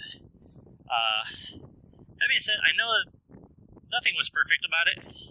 Overall, there was a great system. And where am I going? I better walk this way because I'm still going through my thoughts here. Let's see. So anyway, the movies weren't perfect. There's a lot of weird stuff they did in them, questionable things, but there's a lot that they did right. The books were the same way. They weren't perfect. There was some pretty weird stuff out there, but one thing that the books were great at was explaining some of the questions of the plot holes that the movies created. So I could go on for hours about, all the stuff that happened in the Star Wars Legends canon, the extended universe. Some of it was good, some of it was bad, most of it was good. There was some of the movies that were centered around the key players, Luke, Leia, Han. But by and large, it was a way to introduce new life. Talon Card, Admiral Thrawn, Kyle Katarn, Quinlan Voss. If nobody knows who Quinlan Voss is, if you've seen the prequels, you've seen him. And that's kind of one of the interesting little stories, is he was a character in, a scene that somebody grabbed that idea of, this might be a cool character, and created, a whole comic book series out of him, and all kinds of lore that continued on through several books. And most recent one was, now I'm still blanking on the name, Dark Disciple, with Asajj Ventress. So, excuse me. Yeah, Kyle Katarn, Corran Horn, Mara Jade, all these people were amazing in the canon.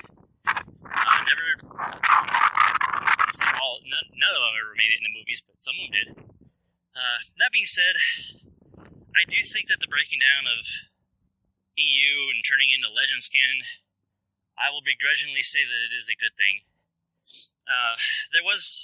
It's a clean slate. It means that we get rid of some of the weird stuff, like the ferret people that Han Solo had to fight. I don't know all the details of it. I've just seen pictures, and yeah, it's weird.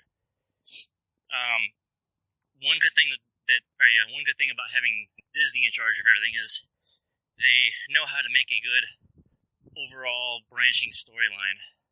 Just if you want to have an example of that, just look at the Marvel MCU. With the wipe, now we just have 7 mainline movies, a spin-off movie as of right now, and 2 series just tied the whole stuff together. Whereas with the old Legends, there was numerous books, comic books, the cartoon, video games, all this stuff that was kind of sort of canon, but sometimes not so much. Some of it was overruled and overwritten. It got complicated.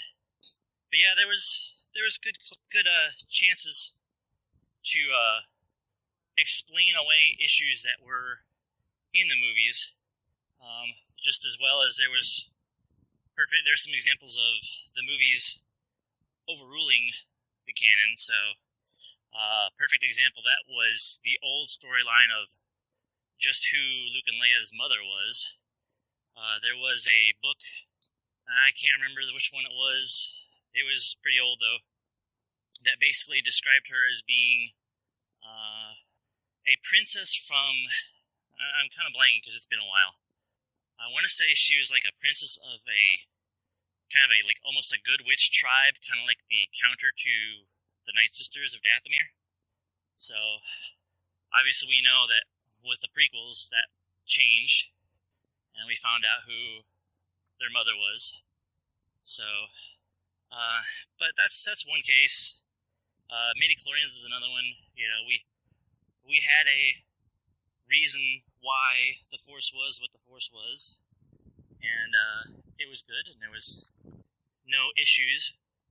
And then Episode 1 comes around, and all of a sudden, midichlorians, and it made no sense. And they quietly slipped that under the rug and never mentioned it again. So, where am I at my notes here? Yes, I'm walking and talking, not paying attention to what I'm doing here. Anyway, I'll defend the Star Wars. Wow, I will defend Star Wars. I won't defend the Star Wars. If you ever seen that, that was weird. Anyway, I'll defend Star Wars just because it was such a big part of my childhood. Like I said before, I was strongly opposed to them wiping all of the canon and starting from scratch because it was throwing decades worth of story down the tubes. But now, after seeing Force Awakens come out and seeing what they've done with Rebels and Rogue One, I'm good with it. So it's a chance to kind of, well, like I said before, wipe the slate clean, kind of throw some new strands of plot between people that didn't exist before, and kind of clean up some of the stuff, and also introduce new storylines too. I mean, we've already been seeing that. Look at some of the prequel books. Well, not some prequels. The prequel book to Rogue One, Catalyst. I mean, that's when we first found out about Jin's parents, and it really helped flesh out who they are, what they did. You know, the Rogue One just didn't really explain all that well. And some people say, oh, that's bad because, you know, that's bad plot development or bad character development. Well, not really. Because her parents weren't part of the story. That wasn't where the movie was supposed to be. It was supposed to be the here and now of those few days. Same can be said with, you know, the movies, all the other movies. Some of these characters just kind of showed up. Well, what's their story? Well, you know, maybe it's bad plot. You might think it's bad character development because these people were here and gone, but somebody took a liking to them and wrote a whole story about them, and there you go. Look at Boba Fett. Boba Fett had a crazy legacy of being an amazing bounty hunter and likable anti-hero. So, where am I at on the recording here? I've probably gone way over. Let's see. And I can't see because my phone is watching. Okay, yeah. I'm going to wrap it up here. But before I do, just a couple things about some of the reasons why I am such a huge Star Wars fan is they managed to slip some nuances into it that you really have to kind of watch a couple times or so to really get it. One of the most recent ones that I want to highlight is in Force Awakens, and this is going to be spoiler territory if anybody hasn't seen it, but in Force Awakens, you see all throughout the movie Chewie and Han using the bowcaster and just sending stormtroopers halfway into orbit and annihilating them every time they pull the trigger. And at first glance, I thought, wow, that's kind of overkill, and that's kind of dumb. And then the first time I saw the movie, towards the end in the climax, when Chewie shoots Ben, I didn't catch it at first. It took the second showing, along with somebody to mention it, to realize that you have a weapon that is so powerful that it launches people 20 feet in the air. And then Ben gets hit, and he kind of shrugs it off. He kind of staggers a little bit, and that's it. Whiny a-hole or not, that's some power right there. So that's kind of foreshadowing that, yeah, he might be a whiny little kid, but he is no joke. So it'll be interesting to see what kind of comes out with him in the next couple of movies. The other example is the more recent one with Rogue One. When the pilots were trying to shoot up the walkers on Scarif, they were absolutely laying waste to all these walkers. You know, everything was weak. They were taking some, a few hits of blaster fire, and they're going down. Ionizing the legs to short out the servos and mechanisms to make them drop. All this stuff. And then you fast forward what would have been, in a timeline about maybe 3 years the most to, actually no, not even that, because it's only about 2 years between A New Hope and Empire Strikes Back, if that. Anyway, you get all these veteran pilots who have experience, or at least have working knowledge on how these things go down. And here comes these other walkers, and cakewalk, let's do the same thing. What the crap, it's not working. Shoot the legs. The leg's not working, it's too armor. Go for the neck. Nope, neck's armor too. Weird little things like that. I don't know. The nuances. There's so much stuff I could go on about in Rogue One that they purposely looked at the other movies and said, how can we link this to the other, to everything else in a way that makes sense? And they did it, and it worked. The more people look at it, there's a few issues that, this isn't quite making sense, but my response to that is give it time. Just like Legends canon, things can be explained. If you just look at the movies and that's it, yeah, things are going to matter too much, but pick up a book or two in a series, and tell me if you don't like some of the books. So, like I said, some of them are not the best, but any little bit that adds to the story, I think, is worth it. So, anyway, I'm done gushing. I will shut up because I've gone way over. So, I will let you guys go and talk to you next week. Greetings, everybody. Kmis here again. I would like to quickly talk about Sanderson's loss of magics. This has nothing to do with the conversation we had on Twitter, does not apply to any particular movie series, and is not a direct response to the letter that may or may have not be played directly before or after this one, depending on whether or not Ghost Shark can be bothered to. Let's hop in. First primo. An author's ability to solve conflict with magic is directly proportional to how well the reader understands said magic. One of the most important elements of storytelling is setting up and playing with expectations. And it is quite obvious one cannot do that if the reader does not know what to expect. A healthy dose of surprise can go great lengths, but overdo it, and the reader will be lost and the whole plot is reduced to an absurdist piece. Second primo.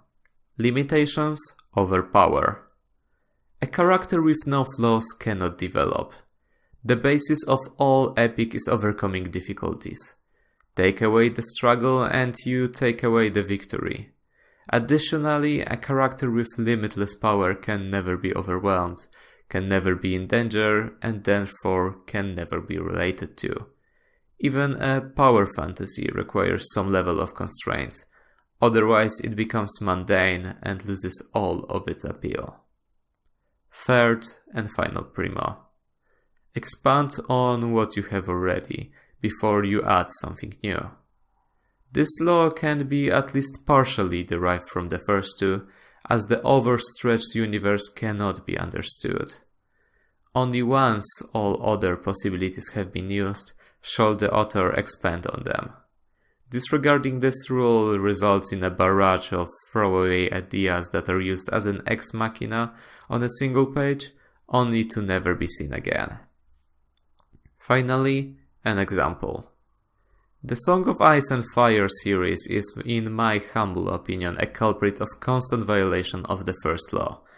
The magic starts off as a hearsay, an echo of times long gone, but later on in the series it becomes more and more of a central element, eventually introducing characters ready to turn the tides of history with no details on what they're doing.